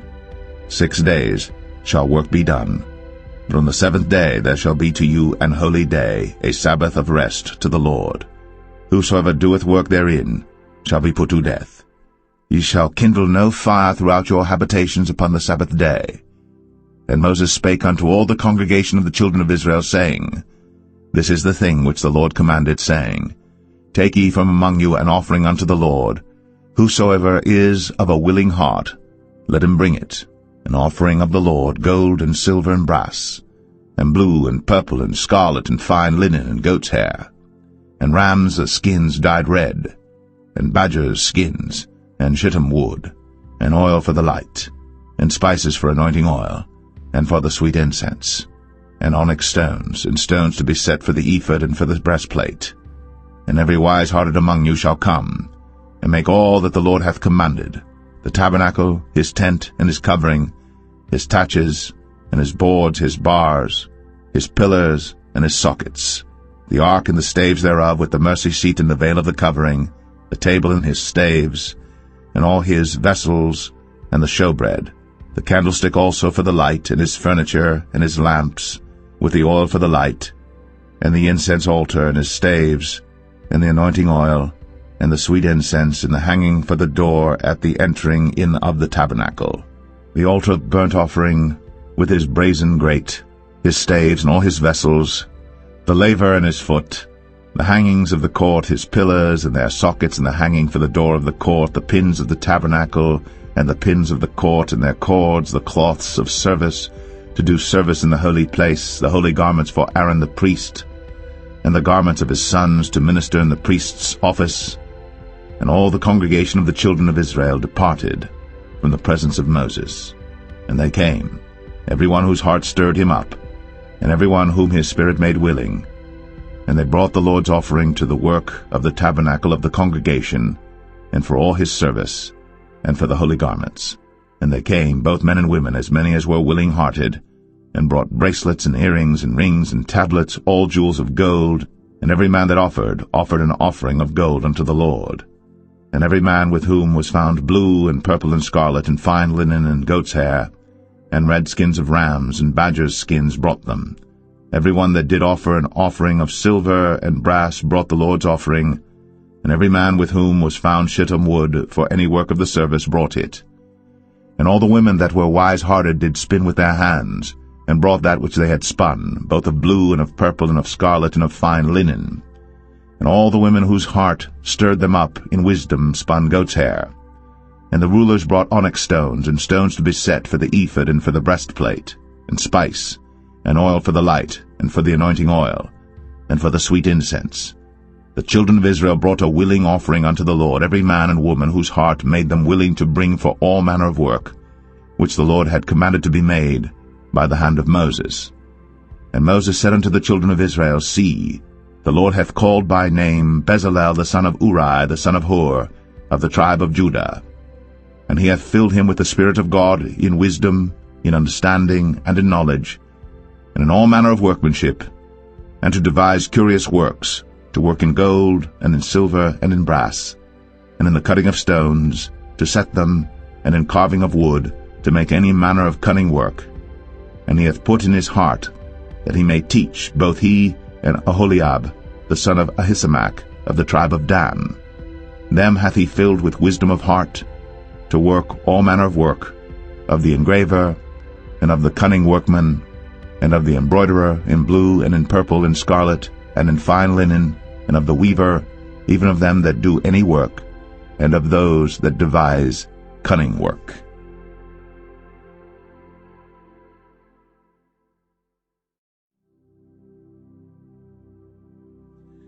Exodus 36. Then wrought Bezalel and Aholiab, and every wise-hearted man, in whom the Lord put wisdom and understanding to know how to work all manner of work for the service of the sanctuary, according to all that the Lord had commanded. And Moses called Bezalel and Aholiab, and every wise-hearted man in whose heart the Lord had put wisdom, even every one whose heart stirred him up to come unto the work to do it. And they received of Moses all the offering, which the children of Israel had brought for the work of the service of the sanctuary, to make it withal. And they brought yet unto him free offerings every morning. And all the wise men that wrought all the work of the sanctuary came every man from his work which they made. And they spake unto Moses, saying, The people bring much more than enough for the service of the work, which the Lord commanded to make. And Moses gave commandment, and they caused it to be proclaimed throughout the camp, saying, Let neither man nor woman make any more work for the offering of the sanctuary. So the people were restrained from bringing. For the stuff they had was sufficient for all the work to make it, and too much. And every wise-hearted man among them that wrought the work of the tabernacle made 10 curtains of fine twined linen, and blue, and purple, and scarlet. With cherubims of cunning work made he them. The length of one curtain was 28 cubits, and the breadth of one curtain 4 cubits. The curtains were all of one size. And he coupled the 5 curtains one unto another, and the other 5 curtains he coupled one unto another. And he made loops of blue on the edge of one curtain from the selvage in the coupling. Likewise he made in the uttermost side of another curtain in the coupling of the second. 50 loops made he in one curtain, and 50 loops made he in the edge of the curtain which was in the coupling of the second. The loops held one curtain to another. And he made 50 taches of gold, and coupled the curtains one unto another with the taches. So it became one tabernacle. And he made curtains of goat's hair for the tent over the tabernacle. 11 curtains he made them. The length of one curtain was 30 cubits, and 4 cubits was the breadth of one curtain. The 11 curtains were of one size. And he coupled 5 curtains by themselves, and 6 curtains by themselves. And he made 50 loops upon the uttermost edge of the curtain in the coupling, and 50 loops made he upon the edge of the curtain which coupleth the second. And he made 50 taches of brass to couple the tent together, that it might be one. And he made a covering for the tent of ram skins dyed red, and a covering of badger skins above that. And he made boards for the tabernacle of shittim wood standing up. The length of a board was 10 cubits, and the breadth of a board 1 cubit and a half. One board had 2 tenons, equally distant one from another. Thus did he make for all the boards of the tabernacle. And he made boards for the tabernacle, 20 boards for the south side southward. And 40 sockets of silver he made under the 20 boards, 2 sockets under one board for his 2 tenons, and 2 sockets under another board for his 2 tenons. And for the other side of the tabernacle, which is toward the north corner, he made 20 boards, and there 40 sockets of silver, 2 sockets under one board, and 2 sockets under another board. And for the sides of the tabernacle westward he made 6 boards, and 2 boards made he for the corners of the tabernacle in the 2 sides, and they were coupled beneath and coupled together at the head thereof to one ring. Thus he did to both of them in both the corners. And there were 8 boards, and their sockets were 16 sockets of silver, under every board 2 sockets. And he made bars of shittim wood, 5 for the boards of the one side of the tabernacle, and 5 bars for the boards of the other side of the tabernacle, and 5 bars for the boards of the tabernacle for the sides westward. And he made the middle bar to shoot through the boards from the one end to the other. And he overlaid the boards with gold, and made their rings of gold to be places for the bars, and overlaid the bars with gold. And he made a veil of blue and purple and scarlet, and fine twined linen with cherubims made he it of cunning work. And he made thereunto 4 pillars of shittim wood, and overlaid them with gold. Their hooks were of gold. And he cast for them 4 sockets of silver. And he made an hanging for the tabernacle door of blue and purple and scarlet and fine twined linen of needlework, and the 5 pillars of it with their hooks, and he overlaid their chapiters and their fillets with gold, but their 5 sockets were of brass.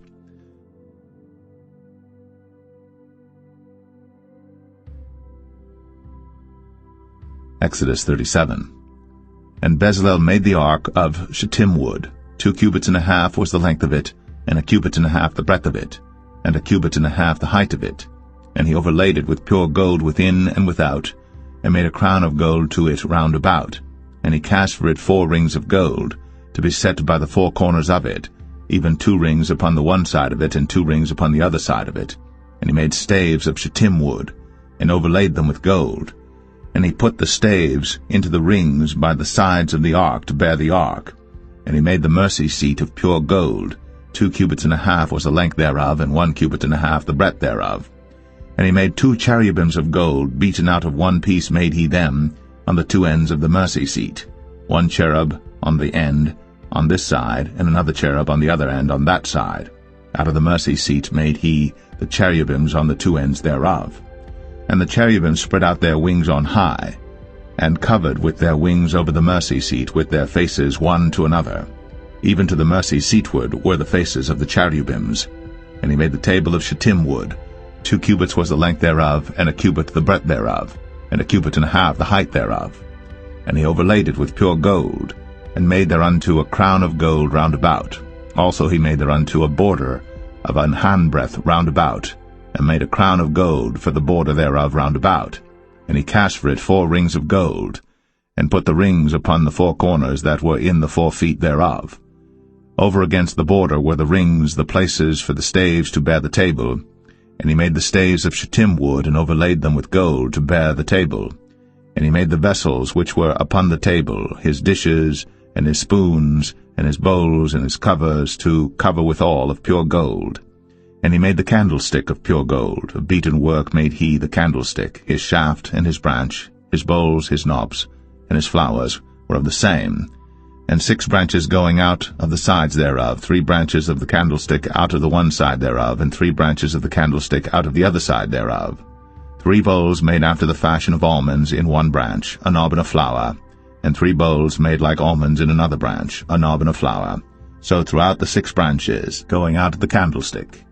And in the candlestick were 4 bowls made like almonds, his knobs and his flowers, and a knob under 2 branches of the same, and a knob under 2 branches of the same, and a knob under 2 branches of the same, according to the 6 branches going out of it. Their knobs and their branches were of the same. All of it was one beaten work of pure gold. And he made his 7 lamps and his snuffers and his snuff dishes of pure gold. Of a talent of pure gold made he it, and all the vessels thereof. And he made the incense altar of shittim wood. The length of it was 1 cubit, the breadth of it 1 cubit. It was 4 square, and 2 cubits was the height of it. The horns thereof were of the same. And he overlaid it with pure gold, both the top of it and the sides thereof round about. And the horns of it also he made unto it a crown of gold round about. And he made 2 rings of gold for it under the crown thereof, by the 2 corners of it upon the 2 sides thereof, to be places for the staves to bear it withal. And he made the staves of shittim wood, and overlaid them with gold. And he made the holy anointing oil, and the pure incense of sweet spices, according to the work of the apothecary.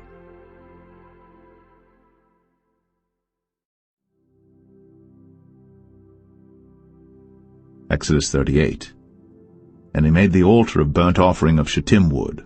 5 cubits was the length thereof, and 5 cubits the breadth thereof. It was 4 square, and 3 cubits the height thereof. And he made the horns thereof on the 4 corners of it. The horns thereof were of the same, and he overlaid it with brass. And he made all the vessels of the altar, the pots and the shovels and the basins and the flesh hooks and the firepans, all the vessels thereof made he of brass. And he made for the altar a brazen grate of network under the compass thereof beneath unto the midst of it. And he cast 4 rings for the 4 ends of the grate of brass to be places for the staves. And he made the staves of shittim wood, and overlaid them with brass. And he put the staves into the rings on the sides of the altar, to bear it withal. He made the altar hollow with boards. And he made the laver of brass, and the foot of it of brass, of the looking glasses of the women assembling, which assembled at the door of the tabernacle of the congregation. And he made the court. On the south side southward the hangings of the court were of fine twined linen, 100 cubits. Their pillars were 20, and their brazen sockets 20. The hooks of the pillars and their fillets were of silver. And for the north side the hangings were 100 cubits, their pillars were 20, and their sockets of brass 20. The hooks of the pillars and their fillets of silver. And for the west side were hangings of 50 cubits, their pillars 10, and their sockets 10, the hooks of the pillars and their fillets of silver. And for the east side eastward 50 cubits. The hangings of the one side of the gate were 15 cubits, their pillars 3, and their sockets 3. And for the other side of the court gate, on this hand and that hand, were hangings of 15 cubits, their pillars 3, and their sockets 3. All the hangings of the court round about were of fine twined linen, and the sockets for the pillars were of brass, the hooks of the pillars and their fillets of silver, and the overlaying of their chapiters of silver, and all the pillars of the court were filleted with silver. And the hanging for the gate of the court was needlework, of blue and purple and scarlet and fine twined linen, and 20 cubits was the length, and the height and the breadth was 5 cubits, answerable to the hangings of the court. And their pillars were 4, and their sockets of brass 4, their hooks of silver, and the overlaying of their chapiters and their fillets of silver. And all the pins of the tabernacle and of the court round about were of brass. This is the sum of the tabernacle, even of the tabernacle of testimony, as it was counted, according to the commandment of Moses, for the service of the Levites, by the hand of Ithamar, son to Aaron the priest. And Bezalel, the son of Uri, the son of Hur, of the tribe of Judah, made all that the Lord commanded Moses. And with him was Aholiab, son of Ahisamach, of the tribe of Dan, an engraver, and a cunning workman, and an embroiderer in blue, and in purple, and in scarlet, and fine linen. All the gold that was occupied for the work, and all the work of the holy place, even the gold of the offering, was 29 talents, and 730 shekels after the shekel of the sanctuary. And the silver of them that were numbered of the congregation was 100 talents, and 1,760 shekels after the shekel of the sanctuary. A bekah for every man, that is, half a shekel, after the shekel of the sanctuary, for every one that went to be numbered, from 20 years old and upward, for 600,000 and 3,550 men. And of the 100 talents of silver were cast the sockets of the sanctuary, and the sockets of the veil, and 100 sockets of the 100 talents, a talent for a socket. And of the 1,775 shekels he made hooks for the pillars, and overlaid their chapiters, and filleted them. And the brass of the offering was 70 talents, and 2,400 shekels. And therewith he made the sockets to the door of the tabernacle of the congregation, and the brazen altar, and the brazen grate for it, and all the vessels of the altar, and the sockets of the court round about, and the sockets of the court gate, and all the pins of the tabernacle, and all the pins of the court round about.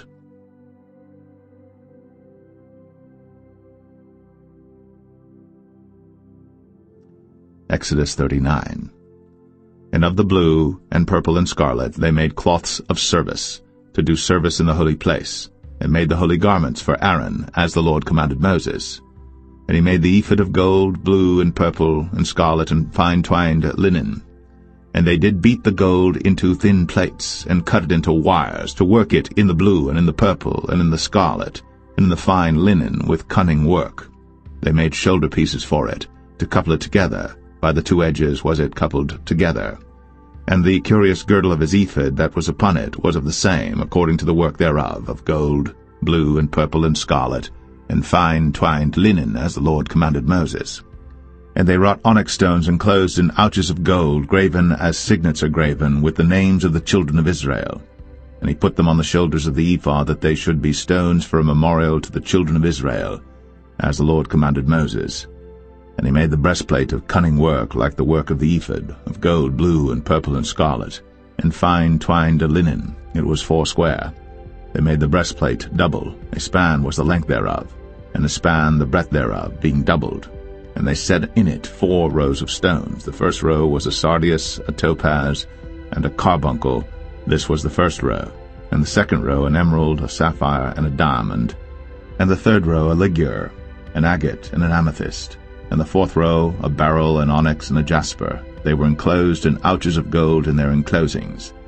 And the stones were according to the names of the children of Israel, 12 according to their names, like the engravings of a signet, every one with his name, according to the 12 tribes. And they made upon the breastplate chains at the ends of wreathen work of pure gold.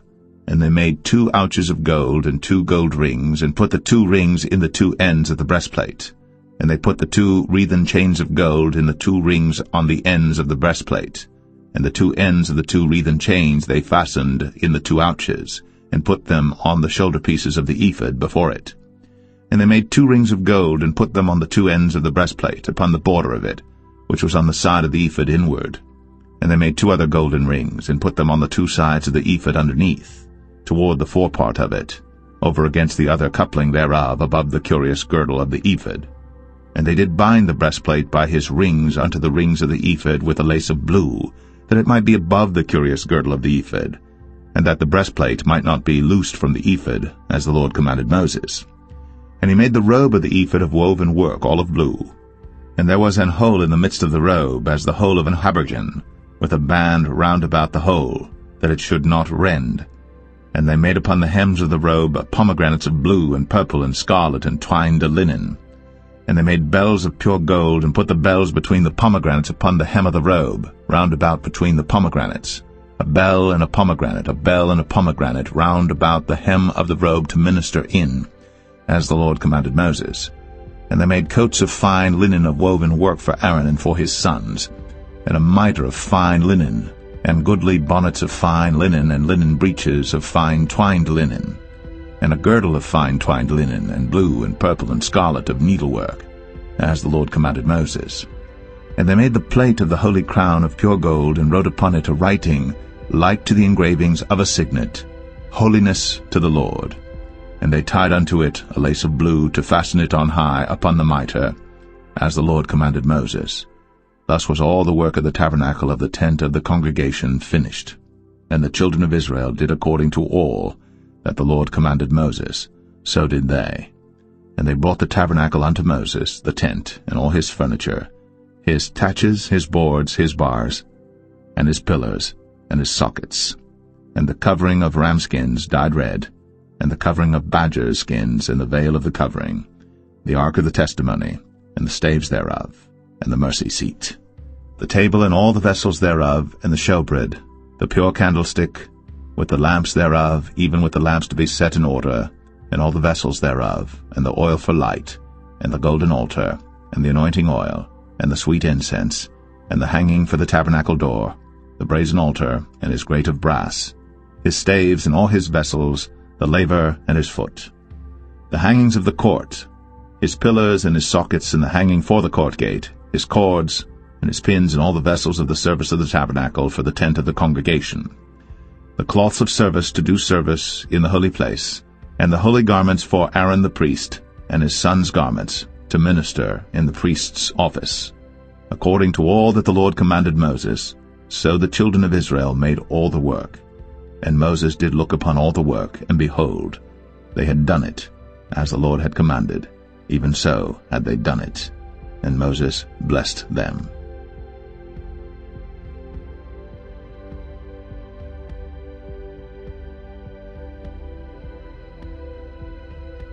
Exodus 40. And the Lord spake unto Moses, saying, On the 1st day of the 1st month shalt thou set up the tabernacle of the tent of the congregation, and thou shalt put therein the ark of the testimony, and cover the ark with the veil. And thou shalt bring in the table, and set in order the things that are to be set in order upon it. And thou shalt bring in the candlestick, and light the lamps thereof. And thou shalt set the altar of gold for the incense before the ark of the testimony, and put the hanging of the door to the tabernacle. And thou shalt set the altar of the burnt offering before the door of the tabernacle of the tent of the congregation. And thou shalt set the laver between the tent of the congregation and the altar, and shalt put water therein. And thou shalt set up the court round about, and hang up the hanging at the court gate. And thou shalt take the anointing oil, and anoint the tabernacle, and all that is therein, and shalt hallow it, and all the vessels thereof, and it shall be holy.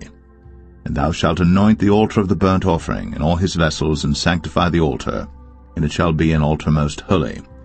And thou shalt anoint the laver and his foot, and sanctify it. And thou shalt bring Aaron and his sons unto the door of the tabernacle of the congregation, and wash them with water. And thou shalt put upon Aaron the holy garments, and anoint him, and sanctify him, that he may minister unto me in the priest's office. And thou shalt bring his sons, and clothe them with coats. And thou shalt anoint them, as thou didst anoint their father, that they may minister unto me in the priest's office, for their anointing shall surely be an everlasting priesthood throughout their generations. Thus did Moses. According to all that the Lord commanded him, so did he. And it came to pass in the 1st month, in the 2nd year, on the 1st day of the month, that the tabernacle was reared up. And Moses reared up the tabernacle, and fastened his sockets, and set up the boards thereof, and put in the bars thereof, and reared up his pillars. And he spread abroad the tent over the tabernacle, and put the covering of the tent above upon it, as the Lord commanded Moses. And he took and put the testimony into the ark, and set the staves on the ark, and put the mercy seat above upon the ark. And he brought the ark into the tabernacle, and set up the veil of the covering, and covered the ark of the testimony, as the Lord commanded Moses. And he put the table in the tent of the congregation upon the side of the tabernacle northward without the veil. And he set the bread in order upon it before the Lord, as the Lord had commanded Moses. And he put the candlestick in the tent of the congregation over against the table on the side of the tabernacle southward. And he lighted the lamps before the Lord, as the Lord commanded Moses. And he put the golden altar in the tent of the congregation before the veil. And he burnt sweet incense thereon, as the Lord commanded Moses. And he set up the hanging at the door of the tabernacle. And he put the altar of burnt offering by the door of the tabernacle of the tent of the congregation, and offered upon it the burnt offering and the meat offering, as the Lord commanded Moses. And he set the laver between the tent of the congregation and the altar, and put water there to wash withal. And Moses and Aaron and his sons washed their hands, and their feet thereat, when they went into the tent of the congregation, and when they came near unto the altar, they washed, as the Lord commanded Moses. And he reared up the court round about the tabernacle and the altar, and set up the hanging of the court gate. So Moses finished the work. Then a cloud covered the tent of the congregation, and the glory of the Lord filled the tabernacle. And Moses was not able to enter into the tent of the congregation, because the cloud abode thereon, and the glory of the Lord filled the tabernacle. And when the cloud was taken up from over the tabernacle, the children of Israel went onward in all their journeys. But if the cloud were not taken up, then they journeyed not till the day that it was taken up. For the cloud of the Lord was upon the tabernacle by day, and fire was on it by night, in the sight of all the house of Israel, throughout all their journeys.